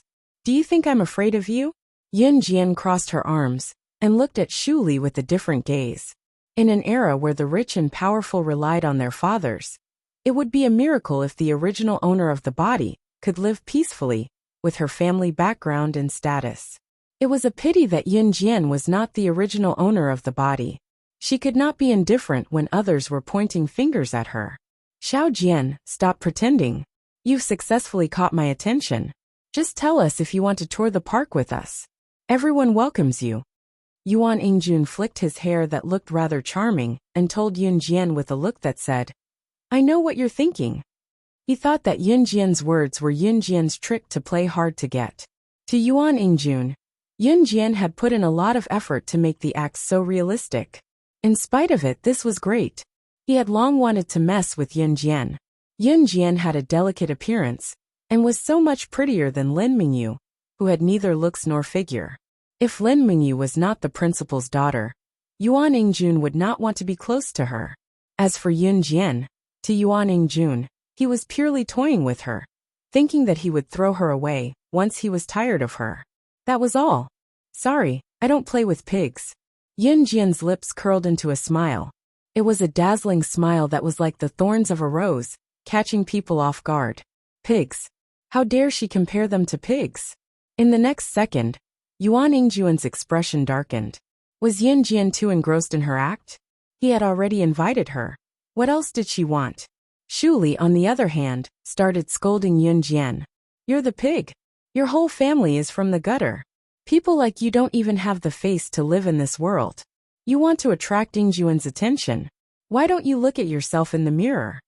I didn't mention any names, but if you're assuming it's me, that's the truth. Yin Jian spoke faintly, but there was a smile on her lips.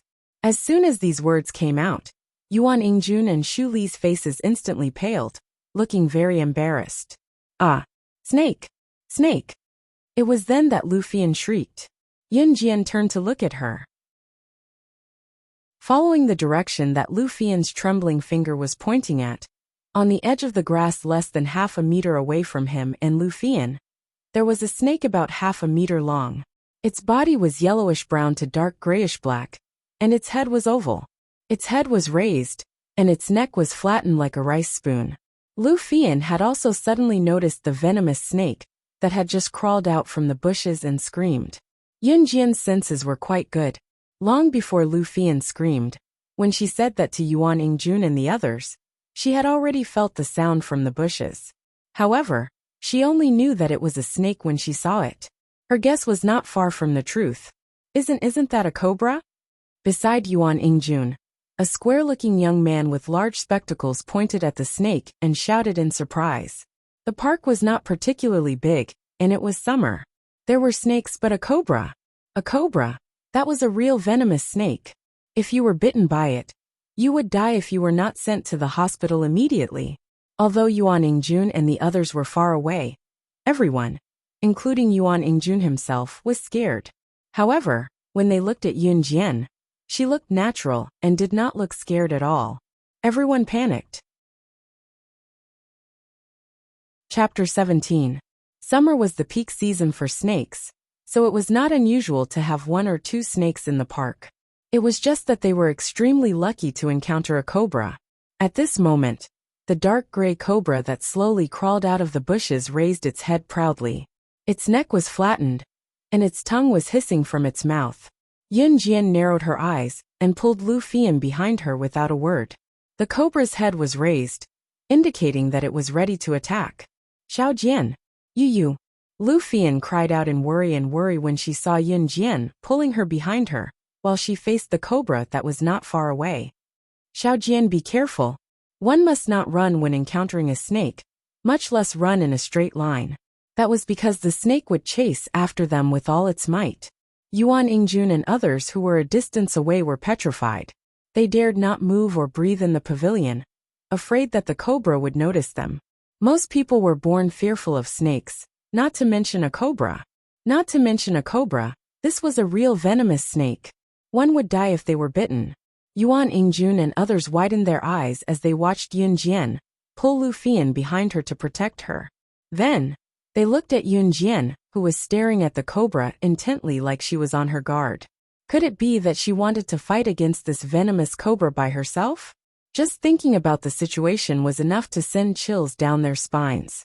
The cobra's body was wriggling, its head bobbing up and down as it swayed left and right. Unless one was a professional snake catcher, a human would need tools to catch a venomous snake. How could a person catch a snake when they stretched out their hands? Just as Yuan Ingjun and others thought so and sensed the danger, imagining that Yun Jian might be bitten by the cobra in the next second, the cobra suddenly crawled toward Yun Jian. The cobra slithered to Yun Jian's left and right, shaking its head. In the next second, its coiled body uncoiled and attacked Yun Jian, who was closest to it in a straight line. "No, Xiao Jian!" Lu Fian cried out when she saw Yun Jian shielding her. She wanted to push Yun Jian away at once, instinctively wanting to block the attack for her best friend. Unexpectedly, a scene that made everyone's jaws drop appeared in front of them. Yun Jian stood upright in front of the cobra with a slight smirk, watching as it arched toward her and attacked her body with a swoosh. At the same time, she extended her hand. Her hands seemed to have understood the direction of the cobra's attack and flung them in the next second. Yun Jian's delicate hand was so fast that it was indiscernible to the naked eye and pinched the neck of the cobra that was attacking her. She choked the cobra's neck so that it couldn't bite her. At the same time, her other hand quickly reached for the cobra's weak spot, the heart, and pinched hard. The cobra shook violently before it was strangled to death by Yun Jian. Yun Jian had caught him and strangled him to death with her bare hands. It was a simple action, but it stirred up a multitude of emotions in the audience. That was a venomous snake. It was killed by Yun Jian. Moreover, Yun Jian's hand gesture when she killed the snake looked like she had practiced it countless times. Even when she killed a venomous snake, there was not a hint of fear in her eyes. How could an ordinary student have such skills and abilities? Moreover, even an adult would be frightened when they saw a venomous snake like this. Yet Yun Jian killed the cobra without batting an eyelid. Chapter 18. Slap. Yun Jian tossed the cobra's carcass on the ground and pulled out a tissue from her pocket to wipe her hands. This action was extremely strange in the eyes of Yuan Ingjun and the others. Yuan Ingjun and the others couldn't help but shiver slightly. Yun Jian did not look like the cowardly slug she used to be. She was like a devil who walked out of hell and killed without batting an eyelid. This was Yuan Ingjun and the others' first impression. Yun Jian was not faking it all along. As a secret agent in her past life, she had killed people like flies, stepping over countless corpses to become the only survivor. When she was trained by the organization in her early years, she was thrown into the wild forest on an island together with hundreds of others. They were not given anything. Whether they lived or died depended on their own abilities. The wild forest was filled with venomous scorpions, snakes, bugs, and beasts. The slightest carelessness could cost one their life. For a whole year, she stayed on the island in the wild forest, coexisting with the venomous scorpions and beasts, and survived to become one of the survivors. Therefore, it was easy for her to deal with the cobra. The fatal spot of a snake was its heart. Yun Jian knew this like the back of her hand. "Xiao Jian Yu?" Lu Fian stared at Yun Jian in disbelief as she moaned softly, and subconsciously took 2 steps back. Was this still her best friend Xiao Jian? The current Xiao Jian had killed a venomous snake on her own. Was this the Xiao Jian who would run away in fear when she saw a cockroach? Yun Jian did not know if Lu Fian was suspicious, but she could feel the latter's fear of her actions just now. There was a sense of alienation and dread. Yun Jian raised a brow and asked Lu Fian coldly, "You're scared of me?" No, I'm not Xiao Jian, I'm just..." Lu Fian shook her head quickly, but was cut off by Yun Jian. Not everyone is willing to be a weakling. In the past I was weak and powerless. But from now on, I will be like this. Yun Jian looked at Lu Fian and said each word clearly. Then she added, "If you're afraid, then don't look for me in the future." It wasn't that she was cold-blooded and heartless, but the environment of her previous life had made her who she was today. Sooner or later, he would return to the environment of his previous life, because he had yet to avenge his younger brother. If Lu Fian chose to distance herself from him, it would be a good thing. No. Lu Fian suddenly took a few steps forward and grabbed Yun Jian's hand tightly, her determined gaze glowing. "Xiao Jian, no matter what you become, you'll always be my best friend. Forever." I was just a little surprised just now. Seeing Lu Fian's firm gaze, Yun Jian finally nodded. After all, Lu Fian was just an ordinary girl in her 3rd year of middle school. The way she killed the cobra was too cruel, so it was normal for Lu Fian to not be able to accept it immediately. In spite of it, Lu Fian's plan to befriend her after witnessing her ruthless side was beyond Yun Jian's expectations. After that, Yuan Yingjun and the others watched as Yun Jian and Lu Fian left together, not daring to stop them. Even Xu Li, who had been aggressive and spoiled at the beginning, did not dare say a word when she saw them leaving, allowing Yun Jian and Lu Fian to leave. Chapter 19. Yun Jian and Lu Fian left the park together and went home separately. It was Saturday today. Qin Yiru was still working overtime in the textile factory at this time. When Yun Jian got home, she saw her brother, Yun Yi, sitting at the only table in the living room.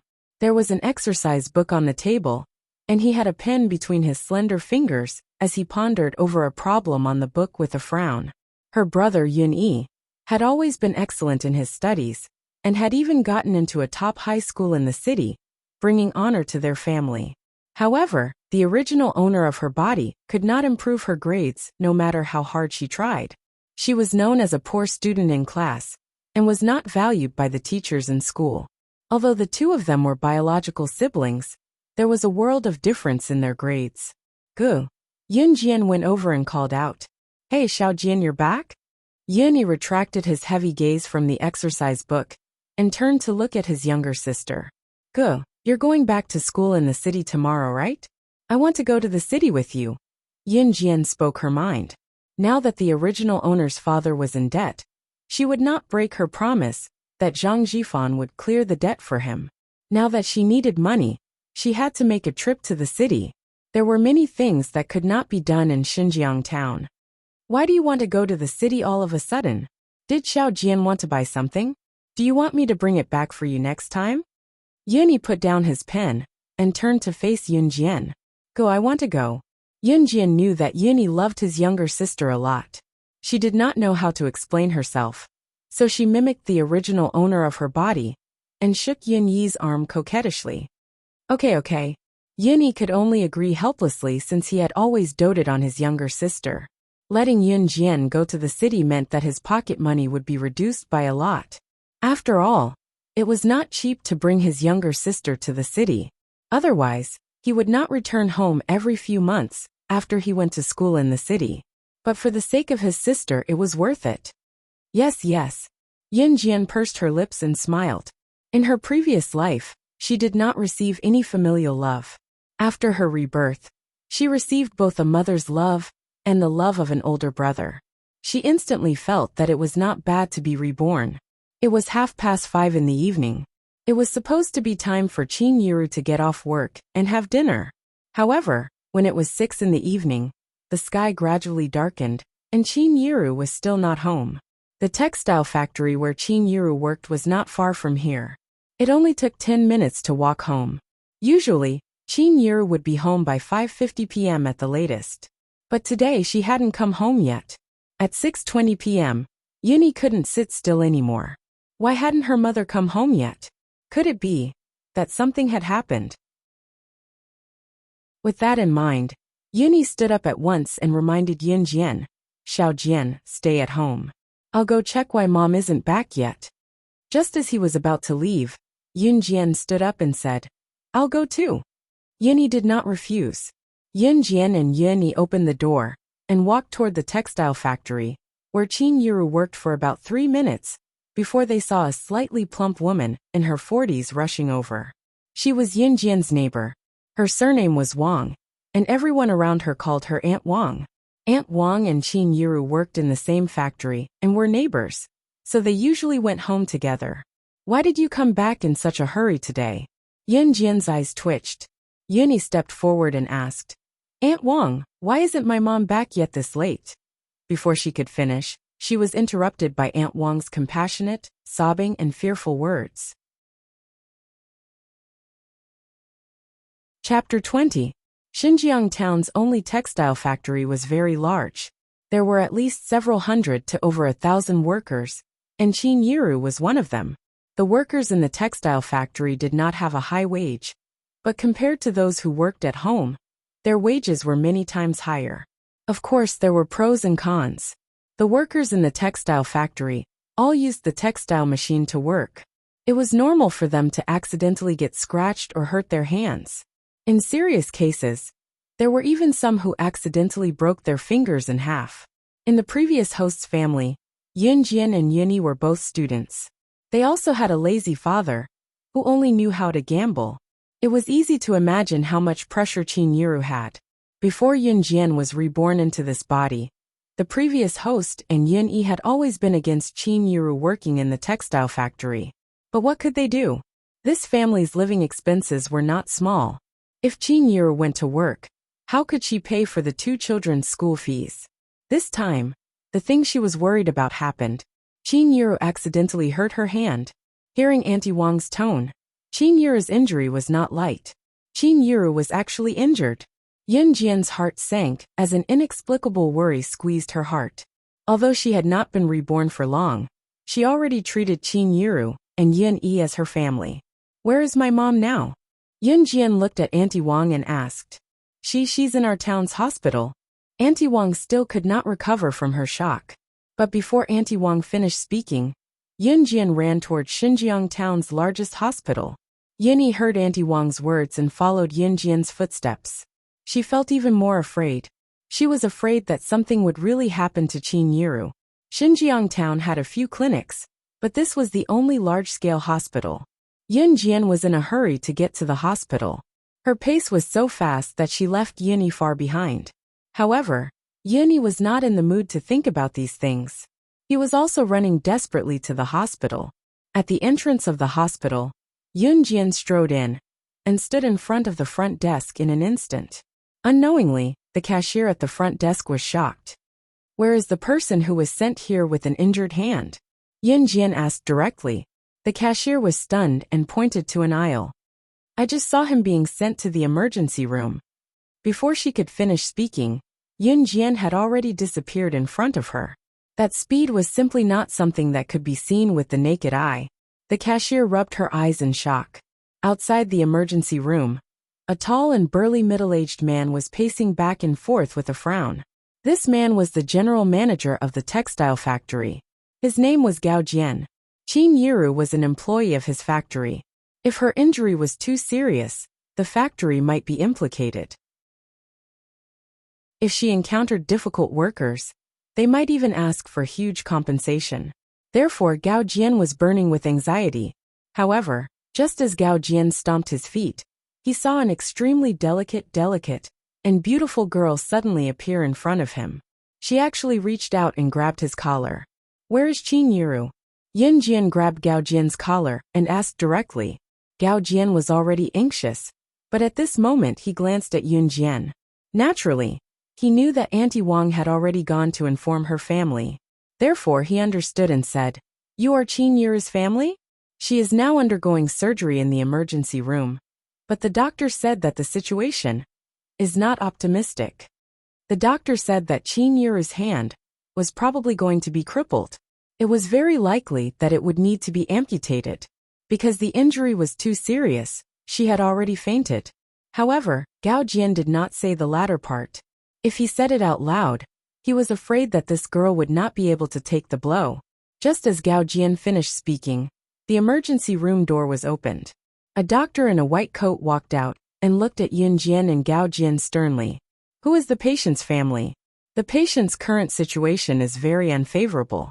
Because the injury is too serious, our hospital's equipment is not complete. It will be too late to send her to the city's people's hospital. Therefore, the best solution now is to amputate her arm. Otherwise, if the current situation continues, her life will be in danger. Xinjiang town was only a small town and did not have complete medical equipment. Now that it was around 1998, the road to the city's people's hospital from here was not short. By then something would happen to her. The doctors had no choice but to use this method. Amputate. It's over. Gao Jian's heart instantly sank when he heard that. He was not really worried about Qin Yiru, but the factory was going to lose money. If her arm was amputated, the compensation would be even more. Chapter 21. Yun Jian's words shocked the two people present. After the doctor in the white coat came back to his senses, he reprimanded Yun Jian like an elder without thinking. Nonsense. Nonsense. How can you treat a human life as a joke? Even us doctors can't do it. How can a little girl like you do it? Do you think this is a family business? How old was this little girl? 15? 16? She didn't even know the most basic medical knowledge, and she was the chief surgeon? During an operation, the life and death of a patient depended on the chief surgeon's thoughts. She was the chief surgeon? This was simply nonsense. Yes, I know you're anxious now, but it's useless to be anxious. Now that the incident has happened, the doctors will definitely do their best. Gao Jian also quickly agreed with the doctor. Gao Jian was most worried about Qin Yiru's safety. Even if Qin Yiru's hand was amputated, the factory would still pay more compensation. However, if this little girl was allowed to do as she pleased, what if this person really died? That would be a life-threatening situation. This was not something that could be brushed off with some consolation money. If anything happens, I'll be responsible for it. At this juncture, Yun Jian had no time to talk nonsense with these two people. Qin Yiru was seriously injured, and she could not afford to wait. Now, every minute and second was very important to Qin Yiru. Therefore, after Yun Jian finished speaking, she pushed the doctor away and walked straight into the emergency room with her long legs. Hey. The doctor was pushed by Yun Jian and lost his balance. While he was surprised that this little girl was so strong, he quickly ran in after her. As soon as Yun Jian stepped into the operating room, Yun Yi, who had been rushing over, but could not catch up with Yun Jian's speed, had already arrived at the entrance of the hospital. And now, Yun Jian had already arrived at the emergency room. Hey, where did this little girl come from? Why did she come to the operating room? He's still undergoing surgery, and his life is in danger. Hurry up and get him out of here. Several assistant doctors standing beside the operating table saw Yun Jian coming in and wanted to chase her away. I'll be the chief surgeon for this surgery, Yun Jian suddenly said, not allowing anyone to refute her. She walked to the side, picked up the doctor's surgical gown and put it on. Then, she put on the sterile gloves and walked to the operating table. The assistant doctors and the doctors who followed Yun Jian into the operating theater saw Yun Jian putting on the surgical gown and sterile gloves. They could not help but widen their eyes. Was she really a 15 or 16-year-old girl? His movements were like that of a seasoned veteran in the medical field. Just as they were thinking, Yun Jian arrived at the operating table and saw Qin Yiru lying unconscious on the operating table. Qin Yiru's hands were severely injured by the weaving machine. It was not an exaggeration to say that both of his hands were badly mutilated. The bleeding had stopped, but his hands were hideous. His skin and flesh were even lacerated. Seeing this, Yun Jian could not help but feel pain in her heart. This was an emotion that came from the body's original owner. Yun Jian closed her eyes and stepped forward without hesitation, ready to take over the surgery. Not only was she the king of the secret agent world, she was also an outstanding elite in the medical field.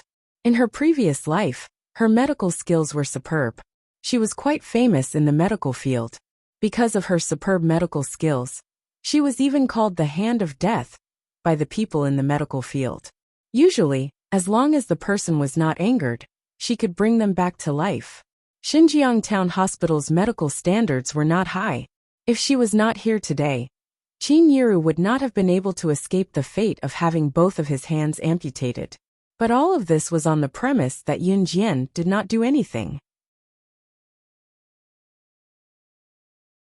Chapter 22.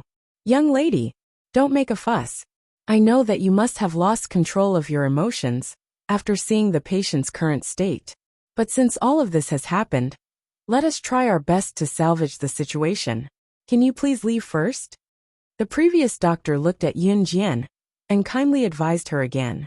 The doctor thought for a while and thought that Yun Jian's current actions must have been because she could not take the blow. This patient must be someone to her. That was why this young lady could not take the blow and did something uncontrollable. Amputation of both hands was indeed an unbearable thing. However, in the doctor's opinion, this was the only way to save Qin Yiru. She is my mother. Yun Jian suddenly opened her mouth and said to the group of doctors in a calm tone, "Do you think that I would joke around with my mother's life?" It was because she was confident that she would do it. Was she supposed to watch as Qin Yiru's hands were amputated, and she fell to the lowest point of her life? She had the ability to do so, but she did not do anything? She could not do it. So please cooperate with me for the surgery. Yun Jian raised her voice and gave everyone another shock. Because Qin Yiru was her mother, no matter how willful or mischievous she was, she could not joke around with Qin Yiru's life.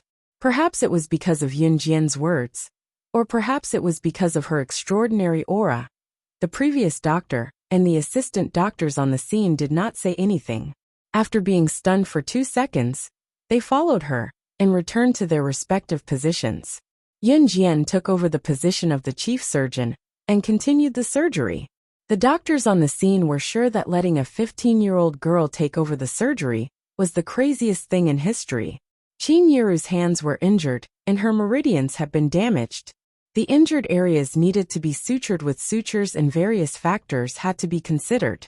Under such conditions where the medical equipment was not complete, none of the doctors on the scene could completely repair Qin Yiru's hands. Even the doctors could not do anything, let alone a young lady. However, Yun Jian's skillful and superb medical skills completely stunned everyone on the scene. Surgical forceps, cloth towel pliers, suture needle. Yun Jian reported the name of the surgical tool mechanically, and the assistant doctor immediately handed the surgical tool to her. Sewing, closing, cutting, and sewing again, every cut and every stitch was done exquisitely, until the last second when the last wound on Qin Yiru's hand was stitched up. All the doctors present could not believe what they had just seen. With a trembling voice, the doctor slowly spat out the result of something that they thought was impossible. The operation was successfully completed. He had successfully completed it. When they turned to look at the young girl again, the doctor and the others' eyes were filled with admiration. He actually succeeded. Oh my God! How old was this girl? He thought that such a young girl would be scared witless when she saw Qin Yiru's horrifying wound. On the contrary, she was as calm as a mountain. At first, he thought that she was just spouting nonsense when she said that she wanted to take over the position of the chief surgeon.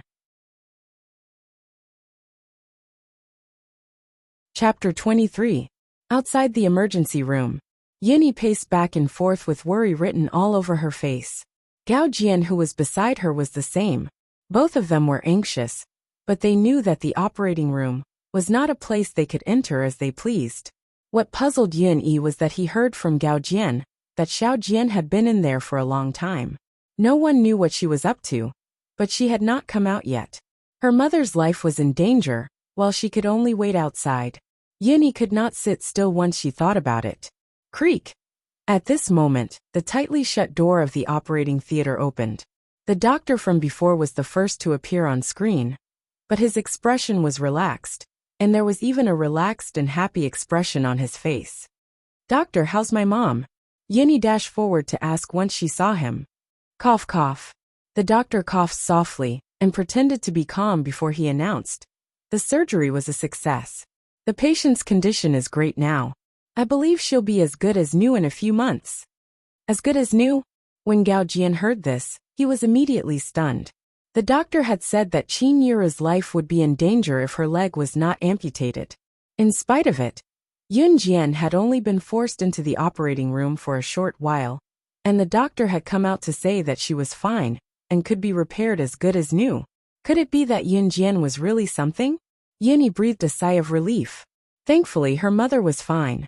Yun Jian took off the surgical gown and sterile gloves and walked out of the operating room.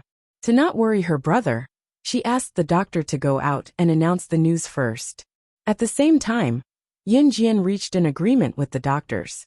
She could teach them the medical skill and asked them to keep it a secret. The surgery was a success of her own. Brother, it's fine now.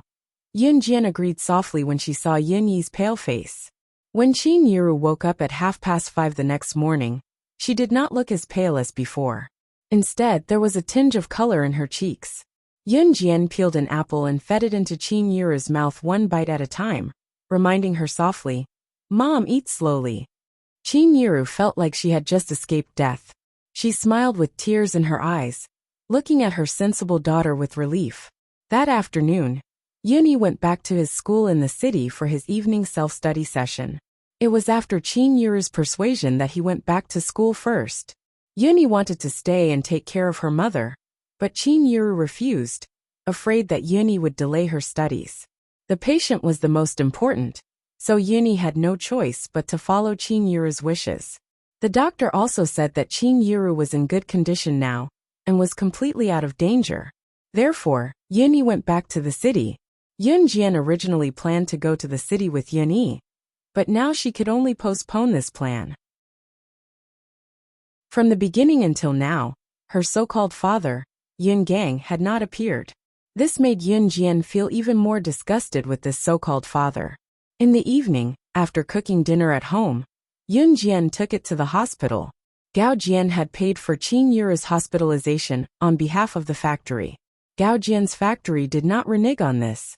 In order to nourish Qin Yuru's body, Yun Jian specially made a bowl of chicken soup and walked to the hospital. Just as she walked to Qin Yuru's ward, she heard a sharp, confident, and aggressive female voice from inside. Chapter 24. Upon hearing this, Yun Jian turned around and walked into the ward. She saw 2 or 3 people standing beside Qin Yuru's bed. The aggressive female voice just now came from a gorgeously dressed woman standing not far away. This woman was in her 40s, but because she took good care of herself, she looked like she was in her early 30s. This person was none other than her nominal aunt, Qin Yuru's older sister, Qin Junlan. Since Qin Yuru was injured, they were probably here to visit her. But their intentions were self-evident. "Mom, I made dinner for you. It's in a thermos." Yun Jian walked in after a glance, ignoring the people standing there, and cutting off Qin Junlan's words, as she went to the bedside and opened the thermos boxes one by one. Qin Yuru was injured, and a sister from her family came to visit her the next day. This was supposed to be a happy occasion, but in reality, this was not the case. Qin Junlan's visit was just a cover. Her real purpose was to get Qin Yuru to return the money. Not long ago, Qin Yuru borrowed some money from Qin Junlan. As the school had just started, school fees were charged. Yuni was studying in a key high school in the city, so the fees were naturally high. Yun Jian was studying in a secondary school in town, so the fees for both of them were quite high. Qin Yuru could not afford it, so she could only borrow money from her older sister, Qin Junlan, who was better off than her. Qin Junlan had married well, and her husband was running a small business. Hence, she was leading a good life. But when Qin Yuru had asked her to borrow money, Qin Junlan had been hesitant to lend it to her. In the end, she had reluctantly lent some money to Qin Yuru, because she was afraid that people would gossip about her. But today, when she heard that Qin Yuru was injured, Qin Junlan could not sit still. It was not because he was worried about his sister's injury, but because Qin Yuru had injured her hand. How was she going to earn money to repay the money she borrowed? Today, she hurriedly brought her family over to Qin Yuru in the name of visiting a patient. She wanted to ask Qin Yuru to return her money. "Sister, look at how injured I am now. I can't even take care of myself. Can I slowly return the money to you? Once I recover, I'll go back to work at the factory. I'll pay you back after I get my salary. Qin Yiru begged Qin Junlan. When Qin Junlan heard this, she was even more upset. In the beginning, he was not very willing to borrow money. Actually, Qin Junlan's family did not really need money. On the contrary, Qin Junlan's family was one of the wealthiest in Xinjiang town. However, no matter how rich her family was, Qin Junlan was not willing to give money to others for free, even if it was her biological sister. Moreover, who knew when she would be able to return the money she lent to her poor sister? Qin Junlan's sharp eyes caught the chicken soup that Yun Jian had taken out from the thermos box. Her displeasure, that was already there, exploded at once. Yiru, look at your family's situation now. You've been working so hard and now you're injured. Your Xiao Jian even went to buy chicken back. The market price of chicken is so high now. How are you going to survive if you don't know how to be thrifty at such a young age? Chicken.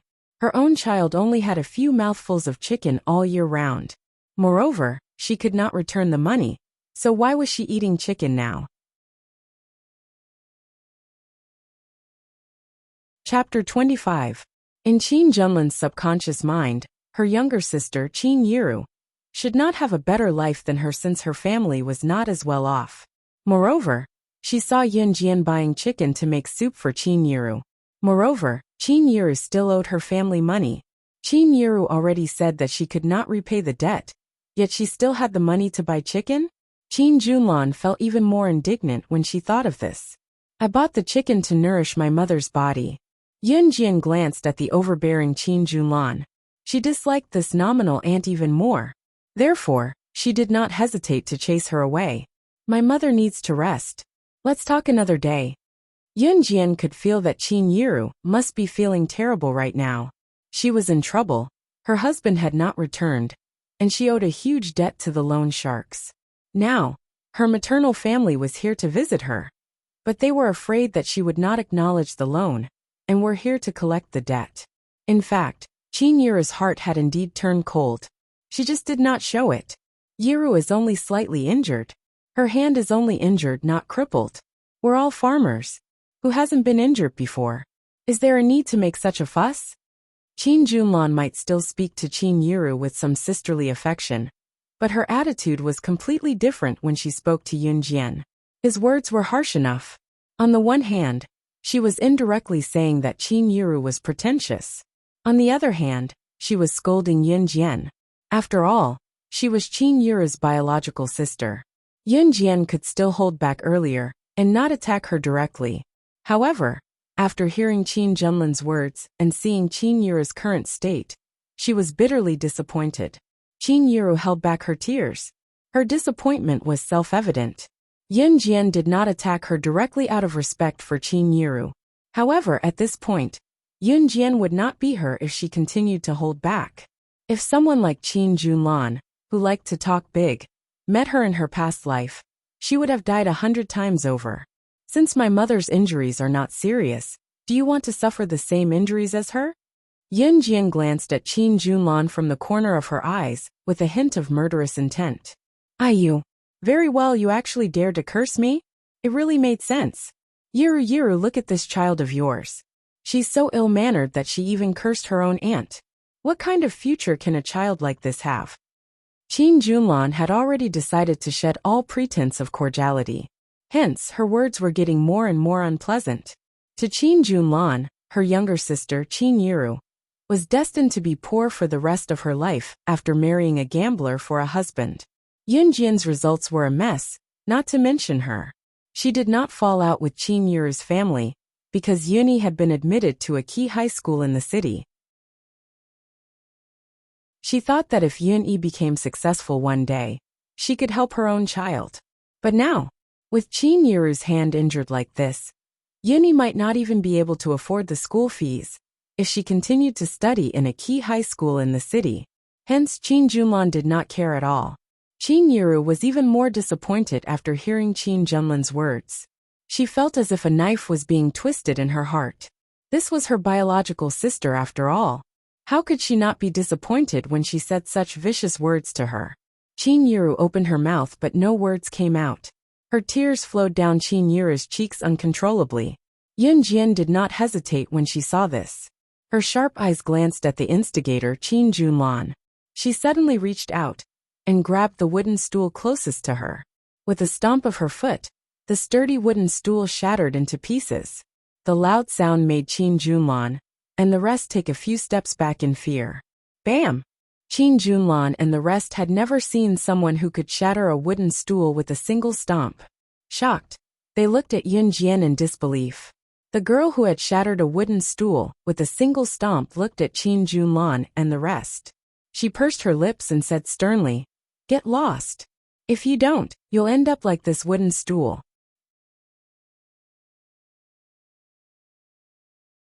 Chapter 26. She was not joking. Qin Junlan and the rest felt their scalps go numb. They felt a chill run down their spines, and a sense of fear crept into their hearts. The person who made them feel fear was none other than the frail girl standing before them. With a gulp, Qin Junlan swallowed a mouthful of saliva. It was obvious that she was shocked by what had just happened. Her eloquent and aggressive mouth did not open for a long time. Qin Yiru was also shocked by Yun Jian's action. Since when did her daughter have such strength in her legs? She could break a wooden stool with just one kick. "Why aren't you leaving?" She suddenly lowered her voice and it sounded eerily low, causing Qin Junlan and the rest to shudder again, unable to stand still. Qin Junlan was completely shocked. Moreover, Yun Jian's aura made her afraid. However, she could not afford to lose her face. Hence, Qin Junlan pushed the few people who came with her out of the ward. She continued to curse in an indifferent tone. "Oh my God! Why did the Qin family have such an unfilial daughter? She even wanted to kill her own aunt. What kind of person can she be?" After a round of cursing, she ran away. After Qin Junlan and the rest left, the ward finally quieted down. However, Qin Yiru's heart could not calm down. Yun Jian did not know how to comfort her, so she went over to place her hand on Qin Yiru's back and gave her a light pat. "Mom, don't be sad. You're living your life for yourself. You don't have to be sad for others." Yun Jian comforted Qin Yiru. It was the weekend. She was supposed to go back to school for self-study at night. However, Yun Jian had specially applied for leave. She knew that if she went back to school, there would be a fierce battle. Lin Mingyu was hospitalized because of her. Her father was the principal of Xinjiang Town High School. How could he let her off so easily? However, when had Yun Jian ever been afraid of anyone? Because of Qin Junlan and the rest's arrival tonight, Yun Jian was even more aware of her family's financial situation. In her previous life, when she was at the top of the world, the one thing she didn't lack was money. Usually, her starting price for a mission was no less than 10 million USD. But now that she had been reborn into the body of an ordinary middle school girl, she could feel that the life of an ordinary person was also full of trifles. But at the very least, he no longer needed to lick blood from the edge of a blade. It was Monday the next morning. Yun Jian applied for leave from her homeroom teacher as well. After sending Qin Yiru breakfast, she took the bus to Longmen City. She planned to make a trip to the city in advance. Her family was in need of money now. Not only did the loan sharks come to ask for money, but Qin Junlan also came to ask for money yesterday. Therefore, she wanted to go to the city to earn money in the fastest way. Using the pocket money Yuni forced on her before she went to school, she hailed a cab to the busiest area in Longmen City. Early in the morning, when the sun had just risen, Yun Jian, dressed in plain clothes with her hair tied in a high ponytail, walked along the busiest street in Longmen City, Chinatown. Chinatown was a street that could satisfy everyone's needs in the city. Here, it has everything you want to buy, and everything you need to use. Yun Jian, on the other hand, was heading straight for the only computer internet cafe in Chinatown. The internet cafe cost about 4 yuan an hour in this era. Yun Jian paid for an hour and went to the computer. It was said that she was not only the king of secret agents, but also a hacker expert. She could not find any other way to earn money quickly, so she planned to hack into systems to steal money. She did not plan to hack into any company's system though.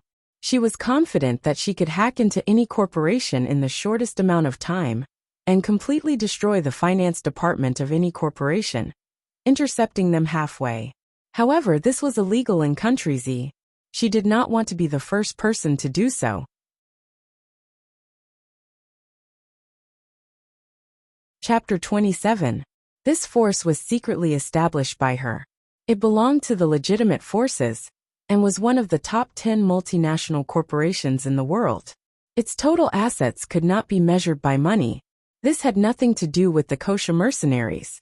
After all, one was in the light while the other was in the dark. This force was led by another one of her subordinates, a seductive woman with the codename Demon Girl.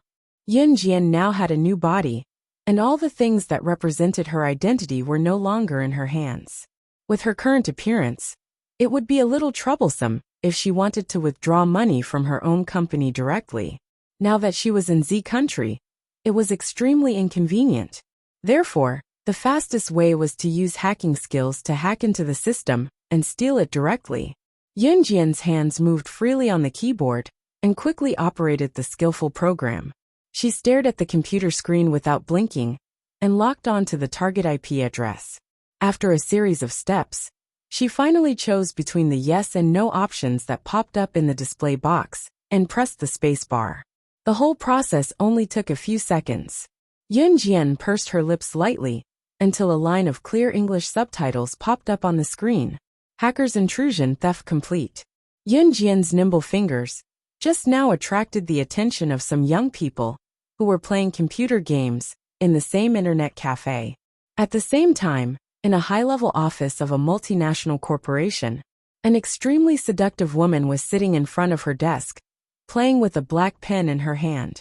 She looked very relaxed. This person was Yun Jian's subordinate, codenamed Demon Girl. Ring ring ring. Beside her the phone suddenly rang. Demon Girl picked up the phone and heard another anxious female voice from the phone. Chairman, it's bad, it's bad. The advanced defense system of the technical department has been hacked. The other party only took 30 seconds to hack into the system and stole $100 million from our company's finance department. What? The black pen in Demon Girl's hand fell to the ground. She stood up quickly and asked in an incredulous tone, "How is it possible?" Their company was one of the top 10 multinational corporations in the country, and their technical department was filled with elites from all over the world. Not to mention who could use hacking skills to hack into their company's technical system. Even the big shots on the international hacker list would find it difficult to hack into their company's advanced defense system. She only knew one person who could hack into it in 30 seconds. Country Z, Longmen City, in a smoky internet cafe. Yun Jian completely disrupted the tracking of those technical personnel who were conducting a reverse search on her. She had successfully transferred the $100 million into Qin Yuru's bank account. In order to prevent Qin Yuru from finding out about this shocking amount of money, she purposely stole the bank card from home today. However, she was probably the only person who could steal her own money since ancient times. Yun Jian turned off her computer. Just as she stood up from her seat, a surprise greeting came from behind her. "You're Yun Jian? Why are you here?" Yun Jian was stunned. She was already in Longmen City, but she could still meet someone she knew? When he turned around, he saw a young man about 15 or 16 years old looking at him in surprise. "You are?" Yun Jian couldn't remember who this person was. Chapter 28. When Yun Jian heard Li Xiangyi's words, she had some impression of him, and immediately replied, Although she was dissatisfied with Yuan Ingjun and the others, it did not mean that she would transfer her emotions to others. Moreover, Li Xiangyi had never provoked her before. When he heard Yun Jian's reply, Li Xiangyi was inexplicably excited. The scene of Yun Jian strangling the cobra and killing it in front of everyone, without batting an eyelid, was still reflected in his mind. That look, that action, it was simply too cool. She was as cool as the martial arts masters in the movies. Therefore, when he saw Yun Jian now, Li Xiangyi practically treated her as his idol. Hehe, Yun Jian, actually, ever since I saw you kill that cobra that day, I've been admiring you. I didn't expect to meet you here today. May I have the honor of treating you to a meal? Li Xiangyi was usually cheerful and joking, and it was the same when he spoke to Yun Jian. Actually, Li Xiangyi was not close to Yuan Yingjun and the others. Of course, his family was quite well off, and no one dared to provoke him in Xinjiang town. Otherwise, he would not have played truant to play computer games in the city's internet cafe, at the risk of being punished by the school. Usually, a rich young master like Li Xiangyi would scoff at someone like Yun Jian, who did not have a good family background. However, Li Xiangyi did not. This surprised Yun Jian, and improved her impression of Li Xiangyi. Yun Jian smiled faintly and shook her head. No, I'm going back to town soon. She still had to deliver lunch to Qin Yiru in the afternoon. Oh, all right then. Li Xiangyi could only nod with slight disappointment. Li Xiangyi, hurry up and come over. You're the only one left. The game is about to start, and you're taking so long to go to the bathroom. Hurry up. Li Xiangyi's friend was calling him. Li Xiangyi scratched his head, and said to Yun Jian in embarrassment, My friend is calling me to play a game. I'll go over first. See you next time. With that he ran over. Yun Jian only felt that this young man was quite friendly, completely different from Yuan Yingjuan's group. She didn't think too much about it. She walked out of the internet cafe, and headed to the bank where the bank card was located. She had transferred $100 million into this bank card, which was more than 600 million renminbi. Yun Jian only took out 3 thick stacks of RMB, which amounted to 30,000 yuan. She wrapped them in a black bag, and put them into her backpack. After all, if he obtained too much, it wouldn't be good to attract too much attention. She then took the city bus back to Xinjiang town. It wasn't lunchtime yet, so she wasn't in a hurry to go home. Instead, she went straight to Zhang Jifan's lair. Yun Jian was able to find Zhang Jifan and the others' lair directly. Naturally, she had a thorough understanding of this group of people. Zhang Jifan and the others had swindled a lot of money over the years because of their loan sharks. Their lair was the best house in Xinjiang town. Yun Jian went straight to their doorstep. At that moment, Zhang Jifan and the others were still playing mahjong. Win. It's over. Zhang Jifan had just finished the last mahjong tile in his hand when he saw the smiling girl standing not far away. He was so shocked that he immediately stood up from his seat. Brother Fan, what's wrong? Everyone asked and followed Zhang Jifan's gaze to Yun Jian. They saw Yun Jian walking over slowly. She opened her bag and took out a thick stack of cash and slammed it on the table.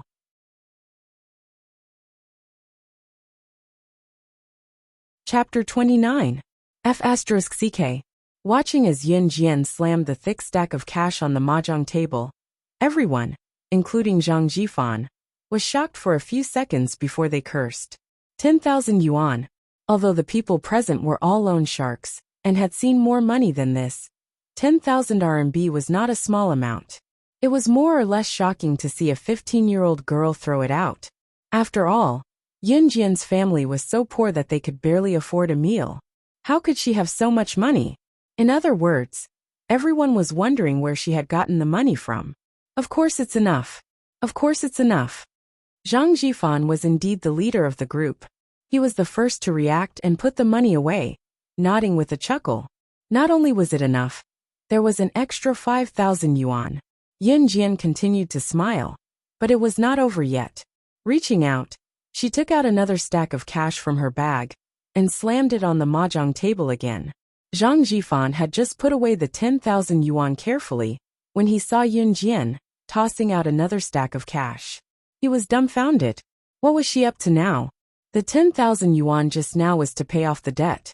This 10,000 yuan is a greeting gift. Yun Jian smirked faintly and glanced at Zhang Jifan and the rest from the corner of her eyes before she said, Are you willing to work with me? I want to open a business in Longmen City. The details are still undecided, but I'll provide all the investment funds. You guys just have to manage it for me. Of course, the prerequisite is that you're not loan sharks anymore. She planned to open a business in Longmen City. Longmen City was a coastal area, one of the more rapidly developing cities in the country. It was convenient for trade, and there was a lot of room for development. She would not miss such an opportunity to earn money. As for why she got Zhang Jifan to lead the group to manage it, it was not without reason. Zhang Jifan and the rest had offended her before, but they had not hurt her family. She could not find those softies who looked gentle, but were easily led by the nose, if she wanted to start a business. One had to admit that Zhang Jifan knew when to advance and when to retreat. That day, he had brought a group of brothers to demand payment from her family. However, when he saw that her people had suffered a loss, he knew to retreat and quickly left. Instead of rushing forward blindly and insisting on fighting to the death, the fish dying and the net breaking. Just this point was in line with the behavior of a merchant. When it was time to advance, he would advance and never show weakness. If the opponent was too strong, he would show weakness when it was time to do so. Open a trading company? You're looking for us? No, we are just a group of hooligans who are King loan sharks. What do we know about business? Zhang Jifan opened his mouth wide in surprise and looked at Yin Jian. Not only him, but Zhang Jifan's group of people also looked at Yin Jian in shock. You don't understand, but I do. I can teach you. Who was born to be a businessman? Who was born to be able to walk and run? Instead of living your current life of fighting and killing, why don't you start a business with me? You can chase people to their homes to collect debts. What's the harm in starting a business with me? Yin Jian was still smiling and looking at Zhang Jifan and the others with a smile. However, her words gave Zhang Jifan and the others another shock. In fact, everyone here was not willing to be a loan shark. Which one of them was not short of money and had no choice but to do this kind of work that was despised by others? Just as Yin Jian said, what's the harm in giving it a try? They even dared to let loan sharks go and chase people to their homes to collect debts, risking being arrested by the police and going to jail. Okay, since you've given us such a great gift, we'll follow you and give it a try. Zhang Jifan clenched his fists and was silent for a few seconds. Suddenly, he laughed heartily and took the lead. They didn't need to pay for the investment. They just needed to send people over. This kind of business was a win-win situation. Moreover, to be able to take out 20,000 renminbi in just a few days, the girl in front of them was definitely not as simple as she looked. With Zhang Jifan taking the lead, the group of people working under Zhang Jifan all agreed. Yin Jian flashed a smile.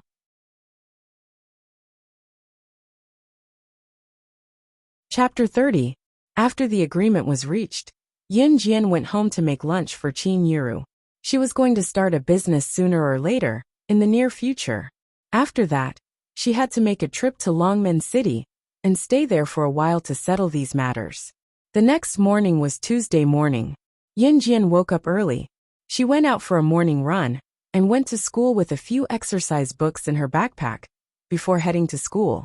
She had only taken a day off, so she had to go to school today. Just as she arrived at the classroom door, she saw Lu Fian waving at her from her seat. Since it was not yet time for self-study, Lu Fian ran to Yin Jian when she saw her get down from her seat and asked, Xiao Jian, why didn't you come to school yesterday? The teacher said you were sick and asked for leave. Are you okay now? Why don't you rest more if you're not feeling well? Lu Fian's caring tone surprised Yin Jian. She recalled that she had asked for leave from her homeroom teacher yesterday, because she was not feeling well. She did not expect that her casual request for leave would make Lu Fian worry for nothing. Yin Jian's heart warmed as she told Lu Fian, I'm fine. Your health is your capital. You have to take good care of yourself in the future. Lu Fian was obviously unaware of the series of events that happened in Yin Jian's home, as she gestured to Yin Jian. Yin Jian nodded and entered the classroom with Lu Fian, who knew that once Yin Jian entered the classroom, the rowdy classroom quieted down instantly. Look, Yin Jian's back for class. I thought she didn't dare to come back. She's the one who beat up the principal's daughter, Lin Mingyu, and sent her to the hospital last Friday. One of Lin Mingyu's ribs was broken. In the classroom, a mischievous boy started to tease her. He spoke as if he knew everything about this matter, and was a witness at that time. Students chimed in one after another. Wow, really? Yin Jian's become so awesome all of a sudden. TSK tisk, she's amazing. She even dared to hit the principal's daughter. This Yin Jian is doomed. She's asking for it. Who can she blame? No one knew about these things on Friday, but as time passed, there would always be people who would find out and brag about it. They did not even try to avoid suspicion in front of Yun Jian. Yun Jian was nonchalant about it, but Lu Fian was enraged. Xiao Jian, don't be mad. They're just blabbermouths. Lu Fian comforted Yun Jian before she went up to them. Yun Jian, you guys stop talking. It was Lin Mingyu who bullied Xiao Jian first that day. I can testify. PFT, you testify? Testify what? What's the point? Lin Mingyu's the principal's daughter. Sitting on the bench with his legs crossed, a ruffian-looking boy chuckled as he looked at Lu Fian and spat out a few words. Lu Fian was not a strong-willed person to begin with. She was infuriated at the scolding, but she did not know how to retort. Do you guys have nothing better to do? Just as the group of people pointed at Yun Jian noisily and hurled all sorts of insults, Yun Jian, who had been silent, suddenly spoke up. Ah! Everyone present was stunned for a moment, unable to react. Very bored. Very lonely. Very empty. Yun Jian tossed out 3 words in a row before smirking. If so, you guys can continue chatting. I don't mind.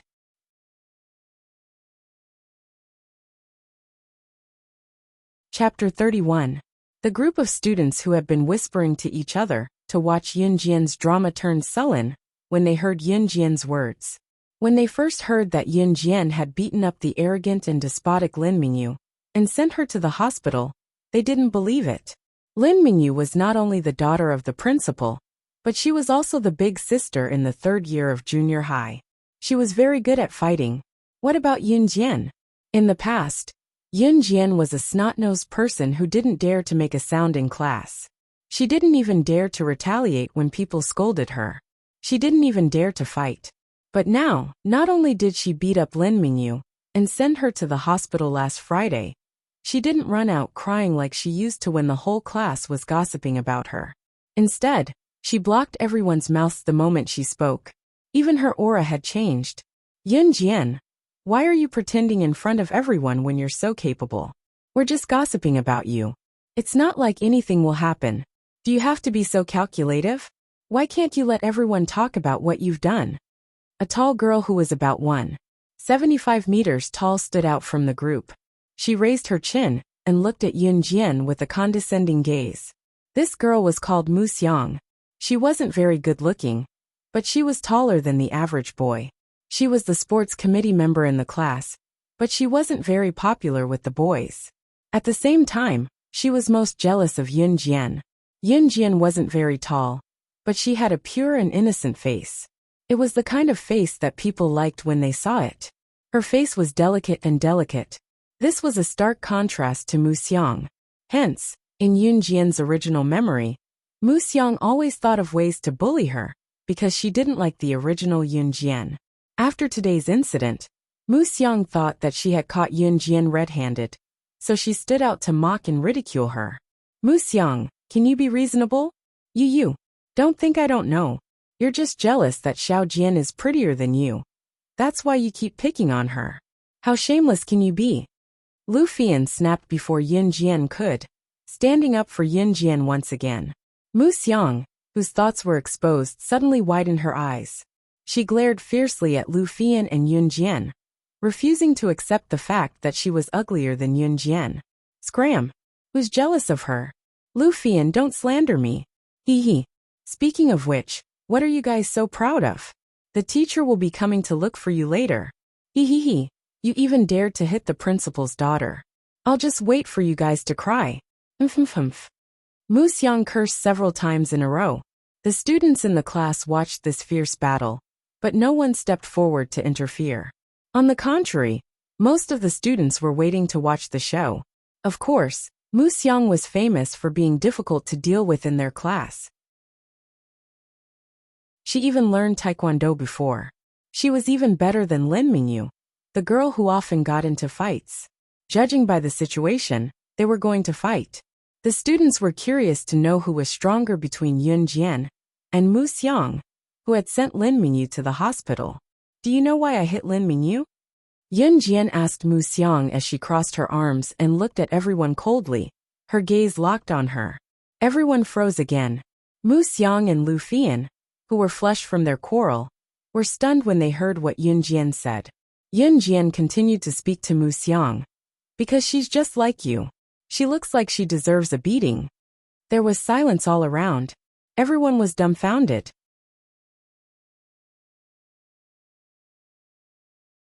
Chapter 32. Mu Xiang was taken aback as well before she realized that Yun Jian was insulting her in a roundabout way. She pointed at Yun Jian and yelled, "You're the one who deserves a beating. Yun Jian, don't think you're so great just because you beat Lin Mingyu up. I'm telling you, if it weren't for the punishment for fighting in school, I'd beat you up so hard you can't even stand up." As she spoke, Mu Xiang rolled up her sleeves to show off her authority. She was someone who practiced taekwondo. Fighting had always been one of Mu Xiang's proudest skills. She had been learning taekwondo since elementary school, and was now a blue and red belt martial artist.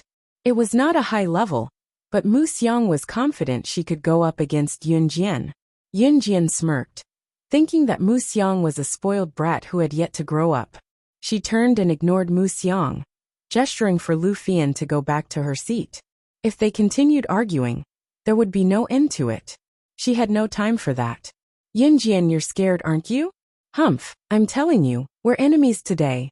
Just you wait." Mu Xiang threatened Yun Jian from behind when she saw that Yun Jian was ignoring her. "I'll be waiting." Yun Jian was already back in her seat. She turned her head and flashed a witty smile. Those who wanted her dead ranged from international assassins and secret agents to government officials. Since when was she afraid of anyone? What was more, it was just a threat from a junior high school girl. The morning went by amidst the sound of studying. The teachers took turns to teach, but none of them came to talk to her about Yun Jian beating Lin Mingyu up last Friday. Yun Jian found it odd as well. During the afternoon's P.E. class in free time, Yun Jian and Lu Fian sat alone on a patch of grass and watched the kids play around in the field. "Xiao Jian, we're in our 3rd year of junior high now. The midterms are coming up. Have you thought about which high school you want to go to?" Lu Fian asked as she stirred the soil on the lawn with a withered root in her hand out of boredom. "Longmen City First High School," Yun Jian answered. Longmen City's first high school was the top public high school in the city. It was also the school where her elder brother, Yun Yi, studied. Therefore, Yun Jian also planned to study there. Lu Fian's eyes widened when she heard what Yun Jian said. "It's DE Senior High School. That's the best high school in our city. The cutoff is really high. There might only be 1 or 2 places in our school who can go up." Xiao Jianyu. It was not that Lu Fian looked down on Yun Jian. But before this, Yun Jian's grades were really not good. It was very difficult to even be ranked within the top 100 in the entire grade. In a key high school, only the top few students in the grade had a chance to fight for it. "I'll get in. Don't we still have a year to study?" Yun Jian's long lashes fluttered as she smiled. She had already grasped the learning progress of junior high school in her previous life effortlessly. "Hey, Yun Jian, are you guys having P.E. today too?" Just as Yun Jian and Lu Fian were chatting enthusiastically, a familiar male voice cut in. Yun Jian turned and saw Li Xiangyi, who she had just met yesterday morning, standing in front of her and Lu Fian. He was even holding a basketball in his hand, obviously out to play.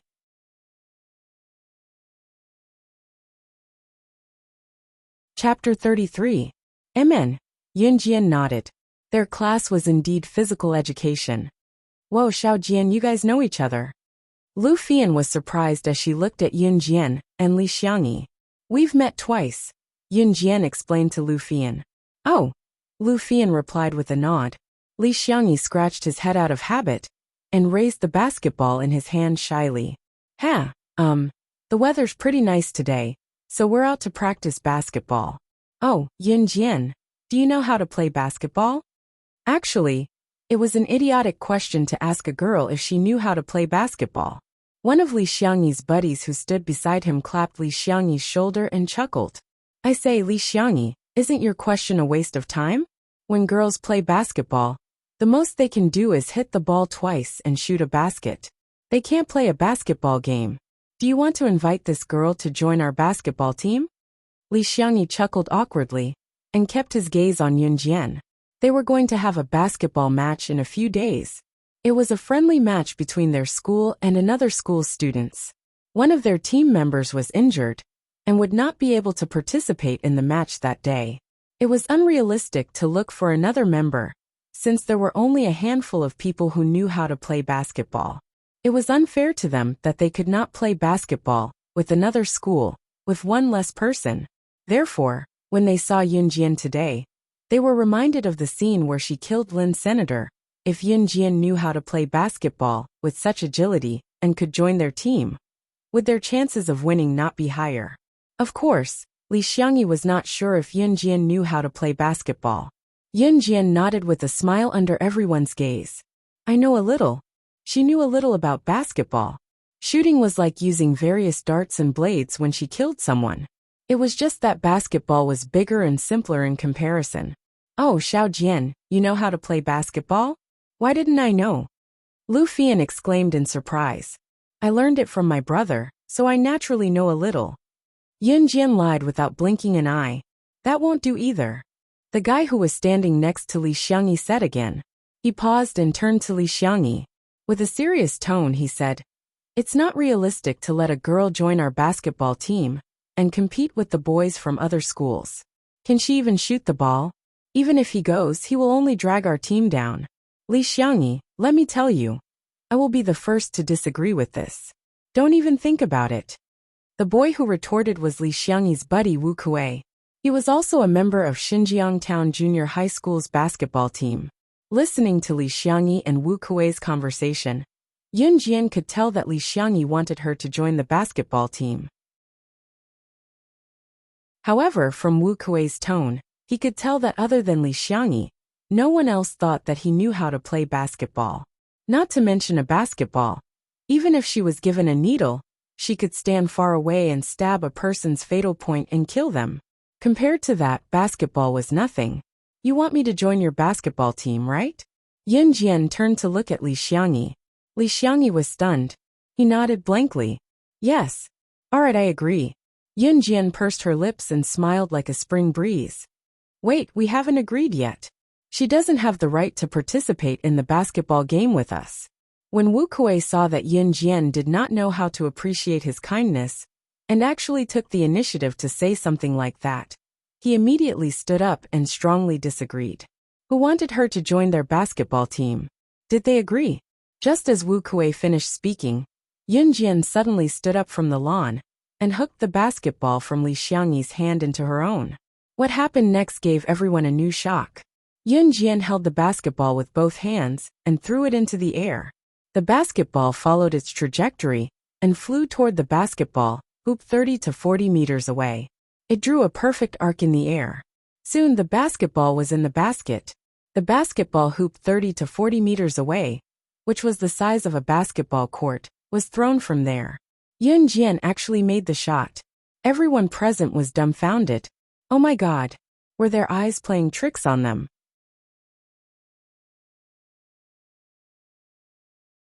Chapter 34.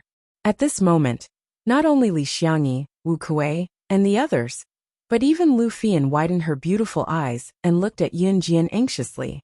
She felt as if she had been struck by lightning. Wu Kuei, who had just spoken rudely, suddenly felt as if he had been ruthlessly slapped in the face. However, he had initially been thinking for the sake of their basketball team. However, seeing such a scene, no one could say anything else. Shooting a basketball from a distance of 30 to 40 meters into the basketball hoop on the field was definitely not something an ordinary person could do. Sorry, my tone was too strong just now. Wu Kuei was also a flexible person. He smiled embarrassedly and apologized to Yunjian. Then, he sincerely continued, Let me formally introduce myself. I am the vice captain of our school's basketball team. My name is Wu Kuei. The captain himself is not here, but I can represent all the members of our basketball team to invite you to join our basketball team. I wonder if you would do me the honor of joining our team? Wu Kuei's attitude immediately took a 360-degree turn. Everyone had seen Yunjian's performance just now.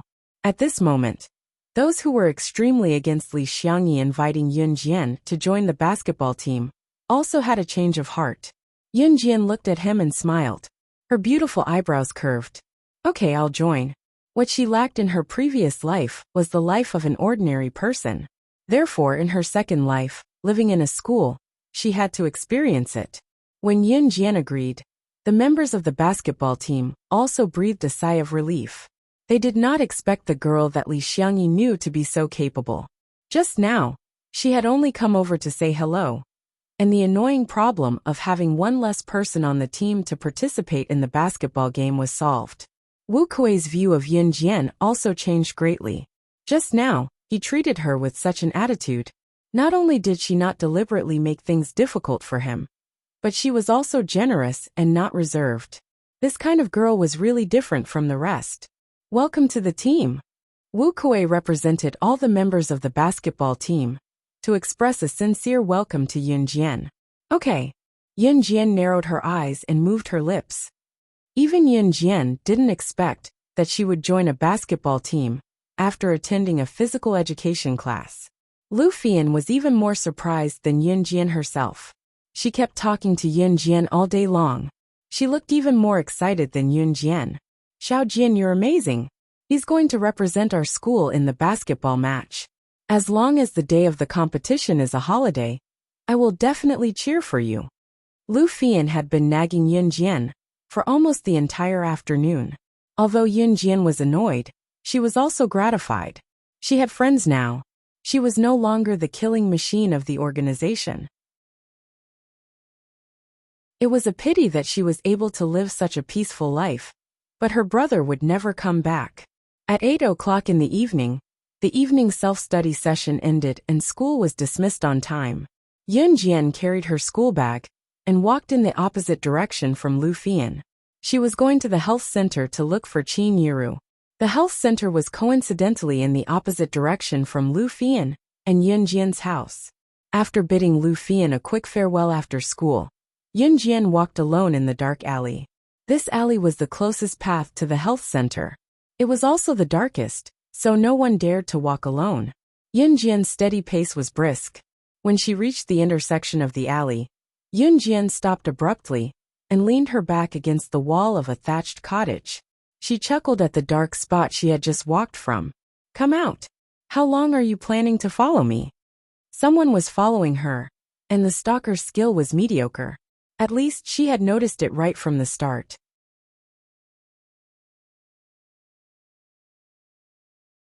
Chapter 35. The hooligans who were hiding in the dark panicked, not expecting Yun Jian to discover them so easily. In spite of it, they stopped hiding and stood out at once. Yun Jian caught a glimpse of Mu Xiang, who stood among the hooligans and was taller than the rest of the men. It was her. Yun Jian narrowed her eyes. Humph. Yun Jian, you didn't expect this, did you? How dare you talk to me like that during the day? If I don't teach you a lesson today, my surname isn't Mu. Mu Xiang stood with her arms akimbo, growing more jealous as she stared at Yun Jian's alluring face. Mu Xiang turned around and spoke to a man in his 30s. As she spoke, her entire body was almost pressed against the man's body. Brother Hu, it's her. She was the one who bullied me during the day. Brother Hu, you have to take revenge for your sister Xiang. Hearing Mu Xiang calling herself Sister Xiang, Yun Jian felt goosebumps all over her body. She crossed her arms in front of her chest, curious to see how these people would deal with her. The man who was addressed as Brother Hu hugged Mu Xiang and slapped her but twice with his fat hand, smirking. As you wish, as you wish. Do whatever you want today. Receiving Brother Hu's promise, Mu Xiang raised her chin arrogantly and peeked at Yun Jian from the corner of her eye. Brother Hu was from Xinjiang town's underground black market. Other places aside, in Xinjiang town, he was a big shot with a lot of influence. He was a member of Longmen City's underground black market, Dragon Head Gang. After hooking up with Brother Hu, Mu Xiang felt that her aura was different from before. Really? Mu Xiang asked coquettishly, playing hard to get. She then looked at Yun Jian differently and said fiercely, "Then I'm going to ruin her innocence. She's usually so arrogant, seducing the boys in our school every day with that look." Brother Hu, Get your brothers to take turns with her. Let's see if she can still be so arrogant in the future. Mu Xiang was even more ruthless than Lin Mingyu. Yun Jian curled her lips coldly. If she was just an ordinary girl today, she would probably have understood Mu Xiang's intentions. Ruining her chastity. If an ordinary junior high school student's chastity was ruined, she would probably live in the shadows for the rest of her life. She would also have to endure the strange gazes of the people around her. Her life would be ruined. Unfortunately, Yin Jian was not an ordinary person. Mu Xiang's wishful thinking was about to fail. Hee, that's a good idea. Brother Hu chuckled. He pushed Mu Xiang aside and walked towards Yun Jian. Then let me Brother Hu go first. Such a good thing. How could he let his group of little brothers go first? Moreover, this girl was much prettier than Mu Xiang. Who knows, she might even be a virgin. Mu Xiang was pushed away mercilessly. She hated Yun Jian even more. But when she thought about how this little b*th Yun Jian was going to be ruined, she felt an indescribable joy in her heart. Yun Jian's gaze gradually turned cold. She watched coldly as Brother Hu's fat body approached her. Just as she was about to beat the whole group of people to the ground, her sharp senses suddenly detected a trace of abnormality. Tisk! A soft sound traveled into her ears. That sound could not be any softer. If one was not a secret agent, an ordinary person would not be able to hear it. And this was the sound that Yun Jian was most familiar with. It was the sound of a silenced pistol. There were people nearby. Yun Jian suddenly ran towards the dead end of the alley. On the left side of the intersection, she ran in the direction of the sound of the silenced pistol. Her speed was extremely fast. Brother Hu and the rest were just about to surround Yun Jian when they saw Yun Jian running ahead. At that moment, they thought that Yun Jian was running away. She's running away. Chase after her. Mu Xiang shouted as she pointed in the direction that Yun Jian had run.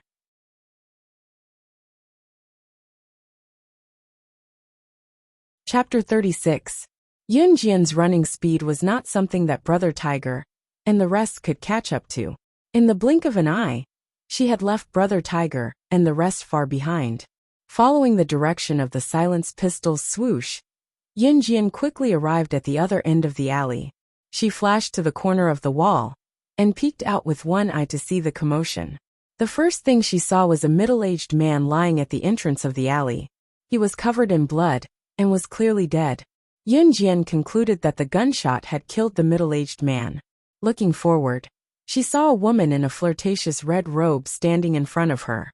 The woman was also covered in wounds and looked battered and exhausted, but she was protecting the thing in her arms with all her might. In front of the woman stood 3 men in their 20s.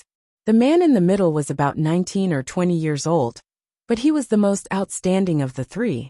This man had a clean and fair face with sharp edges and cold handsomeness. His sharp nose looked as if it had been carved by a knife. Yun Jian could see that the 2 men beside him were centered around him. It was not an exaggeration to use the word handsome to describe this man.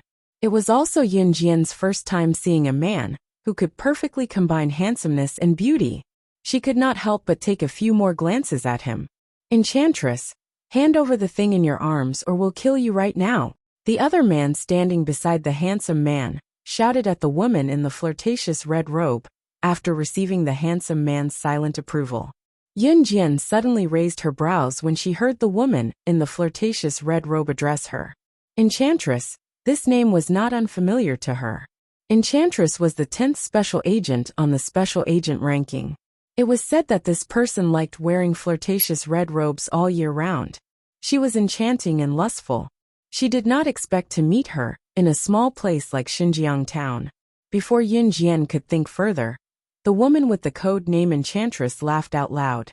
She looked at the 3 men and said in a cruel voice, "Dream on. It wasn't easy for this old lady to obtain this thing. So how could I just give it to you like this? Young master, this damned bitch doesn't know what's good for her. Why don't we kill her and snatch her things?" Another man beside the handsome man, who looked more irritable, licked his lips and asked. Of course, the decision-making power was still in the hands of the handsome man who was called the young master. This handsome man was not as old as the other 2, but his eyes were deep. Even Yun Jian, could not tell what he was thinking at this moment. Kill. Pursing his lips, the handsome man spat out a single word. His magnetic voice carried a trace of ruthlessness. Not long after she finished speaking, she suddenly felt a change. The three men present, including the ever-vigilant enchantress, all sensed something. They all looked behind the wall where Yun Jian was hiding. Yun Jian's level of concealment was enough to follow these people without being discovered. But the people present all looked at her. It wasn't that her whereabouts had been exposed, but chase them. Chase them. That shameless little bitch Yun Jian can't have gotten far. Yun Jian's eyes dimmed when she heard Mu Xiang's shrill voice coming from behind her from afar. After hearing that voice, Yun Jian did not plan to continue hiding her whereabouts. She stepped out from behind the wall, but the people present were stunned. When did someone hide here without them noticing? The handsome man narrowed his almond-shaped eyes. His sharp gaze coincidentally met with Yun Jian's. Yun Jian, let's see where you can run to now. Die. You're dead. At this moment Mu Xiang, Brother Hu and the rest arrived.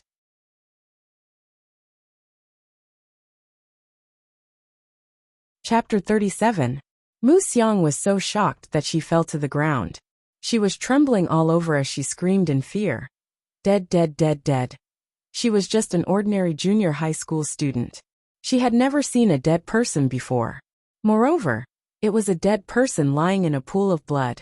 It was a gruesome death. At that moment, Mu Xiang completely forgot that she wanted to teach Yun Jian a lesson. All that was left in her was horror and fear. Noisy. The handsome man frowned slightly as he spat out two words. His starry eyes glanced at Mu Xiang impatiently and stopped on Yun Jian. He smiled faintly. Was this girl not afraid? Interesting. While the handsome man was sizing her up, Yun Jian was sizing him up as well. However, her gaze lingered more on the enchantress. In her past life, she was the top secret agent slaying God, while the enchantress was ranked 10th. However, the top 10 secret agents were definitely not ordinary people. This man was able to chase the enchantress all the way here, and make the cunning enchantress look so pathetic. It was obvious that he was not a simple character. While the handsome man was sizing up Yun Jian, he raised his hand slowly. A new model of Browning silencer appeared in his fair and slender hand. He was looking at Yun Jian, but the muzzle of the gun was pointed at the enchantress. You'll die if you refuse to give me what you want. A simple sentence came out of the handsome man's mouth. He pursed his lips, and his handsome face exuded an indescribable sense of power. Yun Jian narrowed her eyes and stared at the enchantress. However, the enchantress's expression changed when she saw the handsome man pointing the gun at her. The enchantress's face turned pale instantly. She did not know where this handsome man in his late 20s came from. She only knew that he was from the world's most powerful firearms family, the Cold Pavilion. She did not know his exact identity. The Cold Pavilion was a firearms organization. Their firearms and equipment were comparable to the standards of a developed country. They were even more powerful than those secret agent assassin organizations. However, they kept a low profile and did not show off. In fact, the handsome man was indeed from the Cold Pavilion. He was the young master of the Cold Pavilion, and the future successor. Her name was C.E. There was a reason why little Temptress's face turned pale when she saw C.E. raise her gun. The middle-aged man lying dead in a pool of blood was the sixth most powerful agent in the world, codenamed Spirit Tiger. This person's strength was valiant.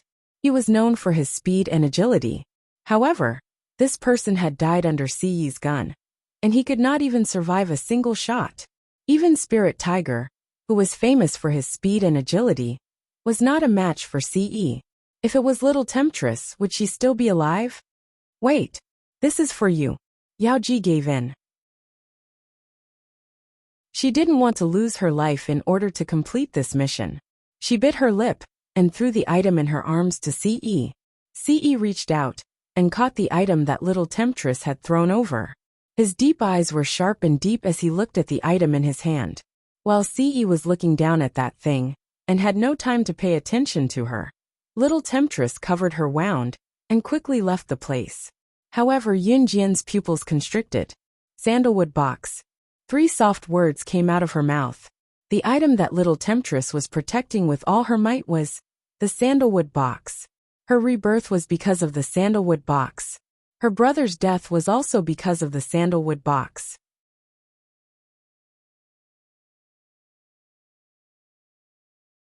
Chapter 38. Siyi's deep eyes scanned Yunjian again. He did not hear wrongly. She had just said the word sandalwood box. The thing in his hand was indeed a sandalwood box. How could an ordinary girl know that it was a sandalwood box? Young master, what should we do with these people? The man standing beside Ce asked Ce. These people were naturally Yunjian, Mu Xiang, and the rest. Don't kill me. No, no, no.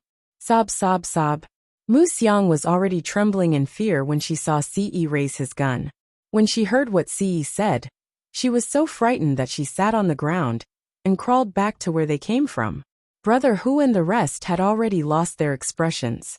Their faces were ashen, and their bodies were trembling.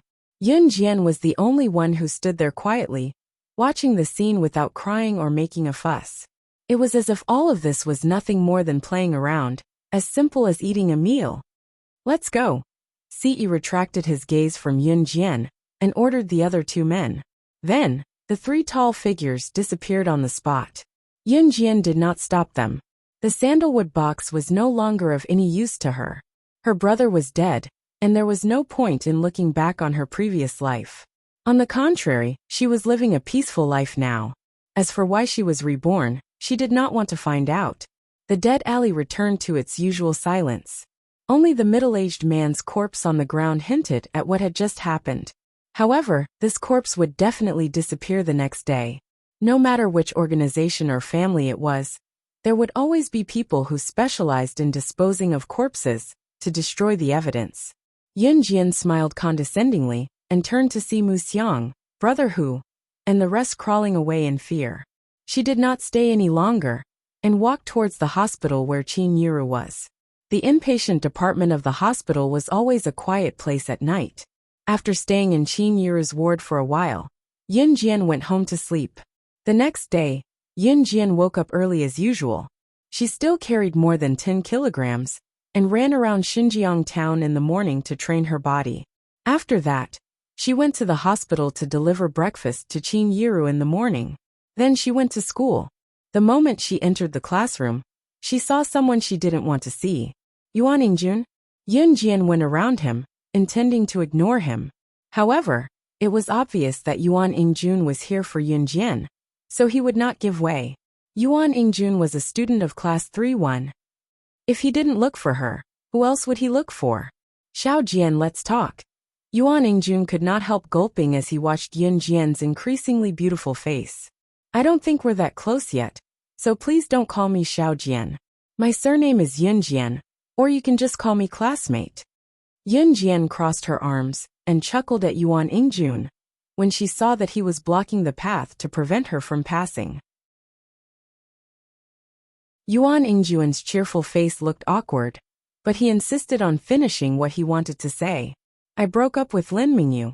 What does that have to do with me? Yunjian continued. I know about what happened that day. It was Lin Mingyu's fault, so I've suppressed it. As Yuan Yingjun spoke, he continued to plead with Yunjian. It was my fault in the past. I'm sorry, but please give me a chance. Be my girlfriend, okay?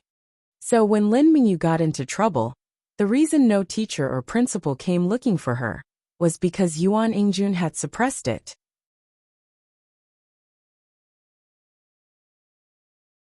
Chapter 39. In the morning, the self-study session had yet to begin, but there were already plenty of students who had arrived. It was no secret in school that Yuan Yingjun was interested in Yunjian. Once they heard that Yuan Yingjun had broken up with Lin Mingyu, however, some of the gossipy students in class began bragging. At the same time, the most interesting thing was that Yuan Yingjun wanted Yunjian to be his girlfriend right after breaking up with Lin Mingyu. Everyone was just curious to see Yunjian's reaction. Yuan Yingjun was Xinjiang Town Junior High School's school hunk. He was handsome and came from a decent family background. At the very least, there were plenty of girls lining up to be Yuan Yingjun's girlfriend in Xinjiang Town. Thus, Everyone thought that Yun Jian would not reject him. Would she? Are you done? Just when everyone thought that Yun Jian should agree to be with Yuan Ingjun, Yun Jian spoke as promised, but with a hint of impatience. Even Yuan Ingjun himself thought that what he had said just now was moving. Just as he was confident that he could win Yun Jian's heart, he heard her say something like that. If you're done, move aside. I still have to study, don't disturb me.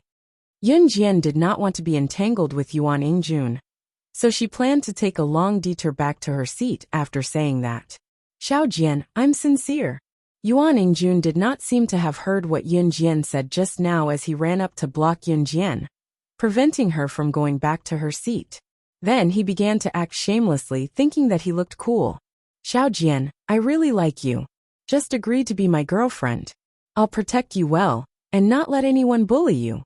As he said that, Yuan Ingjun thought to himself, why is Yun Jian pretending to be innocent? When he gets her and has his fill, he'll dump her right away when he's impatient. Many of the girls in class 6 who heard Yuan Ingjun's sincere and touching words whispered to each other as they looked at Yun Jian enviously. Wow, Mr. Campus Hunk is indeed the acknowledged idol in school. He's so gentle and handsome. That Yun Jian, why is she pretending? Why doesn't she take a look at herself? The school hunk has already lowered himself for her. What else does she want? Voices of praise for Yuan Ingjun like this kept coming. On the contrary, some of the girls in class 6 who admired Yuan Ingying hated Yun Jian even more. You won't let me pass? Yun Jian chuckled as she watched Yuan Ingjun block her way. Did he think that he wouldn't be able to return to his seat just because he was blocking his way? Should she agree to his request to be his girlfriend? If it was the previous timid host, she might have really agreed if she was pushed too hard. But she wasn't the host. Xiao Jian. Yuan Ingjun wanted to say more sweet nothings, thinking that unless Yun Jian was made of steel, why would she hesitate in front of someone as outstanding as him? However, he saw what the girl did next. Yun Jian extended her leg and hooked it onto a stool. There was a half-smile on her lips that sent chills down everyone's spine. The scene did not linger for long though. In the next moment, Yun Jian kicked lightly and stepped onto the stool easily. Once she was on the stool, she tapped her foot lightly. What happened next completely shocked everyone. Yun Jian stood on the stool and tapped her foot again. With that tap, she leaped up. At the same time she was agile.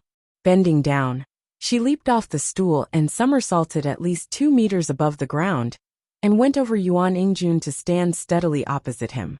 The entire process only took 3 seconds.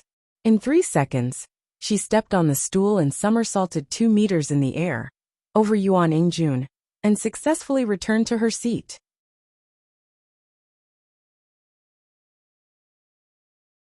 Chapter 40. At this moment, Yun Jian was already sitting at her desk. She picked up a language textbook and started reading an ancient poem aloud. It was as if her somersault was just an easy warm-up exercise for her. The students who came to school early in the morning had yet to take out their textbooks for the morning reading. Moreover, the teachers were not patrolling the classroom at this time. Most of the students who woke up early in the morning wanted to slack off. As a result, Yun Jian's light and melodious recitation became a voice that stood out in the classroom. Yuan Ingjun stood in place. His handsome face slowly darkened and his expression turned ugly. He came today because he was confident that he could win over Yun Jian. However, whether it was Yun Jian's somersault or her reading voice now, it all told him that she was ignoring him. Completely ignoring him. People tended to like what they could not have. It was the same for Yuan Ingjun. He clenched his teeth inwardly and swore that he would get Yun Jian one day. However, Yuan Ingjun was too ashamed to stay in class 6. He turned around without a word and ran out of the classroom. It was finally quiet. Yun Jian pursed her lips slightly. She reached out to put away her language textbook and threw it on the desk. Yun Jian actually chased away the school hunk. The students who had arrived early in the class had witnessed the scene and looked at Yun Jian in shock. They believed that the news would spread throughout the school soon. Of course, this was a story for later. Not long after the incident, the bell for the morning self-study period rang. Lu Fian came late today and only rushed into the classroom after the bell rang. Mu Xiang really did not come to school. She probably remembered what happened last night and was too scared to come to school for the time being. In the next few days, Yin Jian did not encounter any troublesome situations, and Yuan Ingjun did not come looking for her. Qin Yuru's hand was gradually recovering and was almost fully recovered. Of course, this was because the surgery was done well and the recovery was fast. Qin Yuru was discharged from the hospital on Friday night. When she got home, she tidied up her things inside. Ever since her accident, Yin Gang hadn't come home to see her even once. She didn't even know where he had been for the past few days. However, Qin Yuru had already given up on Yin Gang. Xiao Jian, it's Saturday tomorrow. Make a trip to Longmen City on my behalf, and send a blanket to your brother. It's almost October. The weather is fluctuating between hot and cold these days. It turns cold when it rains. Your brother didn't bring a thick blanket with him in school. At dinner time, Qin Yuru picked up a piece of meat for Yun Jian, while chewing a mouthful of vegetables, and said to Yun Jian. Yun Jian put the meat back into Qin Yuru's bowl and said to her, "Mom, you can have this meat yourself. It's fat, and I don't like it. I'll go to the city tomorrow. Help brother send the blanket over. Rest well at home. You're not allowed to go to work either. Your injury hasn't healed yet. I'll think of a way to earn money." If she did not say that, Qin Yuru could not bear to eat the meat herself. After all, the market price of pork was very high now. Qin Yuru was indeed planning to go back to work in the factory tomorrow, after she was discharged today. After all, the household expenses were high. Where would the money come from if she was idle? Yin Jian had yet to pass the 10,000 yuan to Qin Yuru. She did not tell her either, because she was afraid of scaring her. As for Yin Jian saying that she could earn money, Qin Yuru only took it as a joke. Nevertheless, Qin Yuru felt warmth from her daughter's words.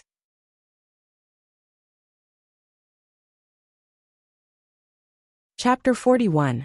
It was Saturday the next day. Yin Jian woke up early as usual, and went home to wash up after running one round in Xinjiang town.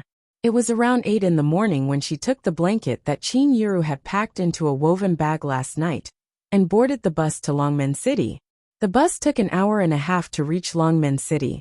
Yun Jian got off the bus, and took the number 31 bus, that went straight to DE Senior High School. DE Senior High School was the best high school in Longmen City with the best teachers. The school covered an area of 152 mu, which was huge. At the same time, DE Senior High School's cutoff score was rather high. There were only a handful of students in Xinjiang town who could reach the cutoff score. Yin Yi was one of them. On weekends, DE Senior High School's entrance was accessible as some students would go home on weekends. There were plenty of students who stayed in the dormitory as well. Yun Jian went straight to Yun Yi's classroom.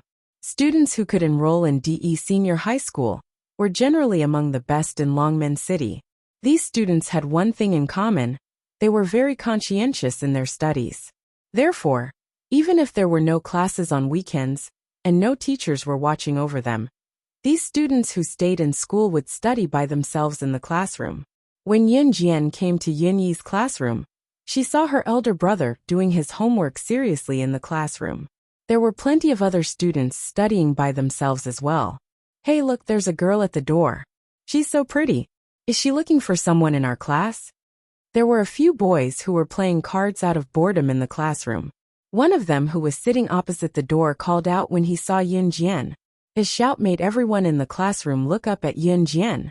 When Yunyi looked up and saw her younger sister, she stood up in delight and walked out. "Xiao Jian, why are you here?" Yunyi was obviously excited as she asked Yun Jian in surprise. "Go, Mom asked me to bring you a blanket. The cold air is coming soon. She's worried that you'll catch a cold," Yun Jian said as she placed the heavy woven bag in front of her. Yunyi nodded and took the heavy woven bag from Yun Jian as she asked, "How's Mom's injury?" "Mom's been discharged from the hospital. She's recovering well," Yun Jian answered Yun Yi with a sweet smile. Yun Yi's frown eased a little at her answer. "Hey, little beauty, where did you come from?" TSK, you're not Yun Yi's little girlfriend, are you?" Another boy who walked out of the classroom suddenly. He placed his hand on Yun Jian's shoulder habitually, and could not help teasing Yun.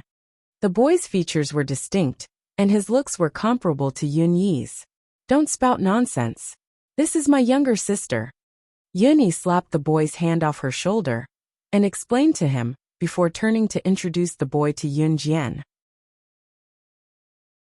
He's Su Haokol, my bro. He's never serious. Xiao Jian, don't stoop to his level. Yun Jian nodded and pressed her lips into a smile. This person was her brother's friend in school? Heh heh heh. Su Haokol chuckled and greeted Yun Jian seriously. Xiao Jian, it's rare for you to come to the city. I'll take you around the city first. Let's go home after lunch. Yun Yi told Yun Jian after they chatted for a while. You're tuning in to the Li Mei's Sword of Destiny YouTube channel. We're so grateful for your support. And don't forget to subscribe to join us on this incredible journey through captivating stories.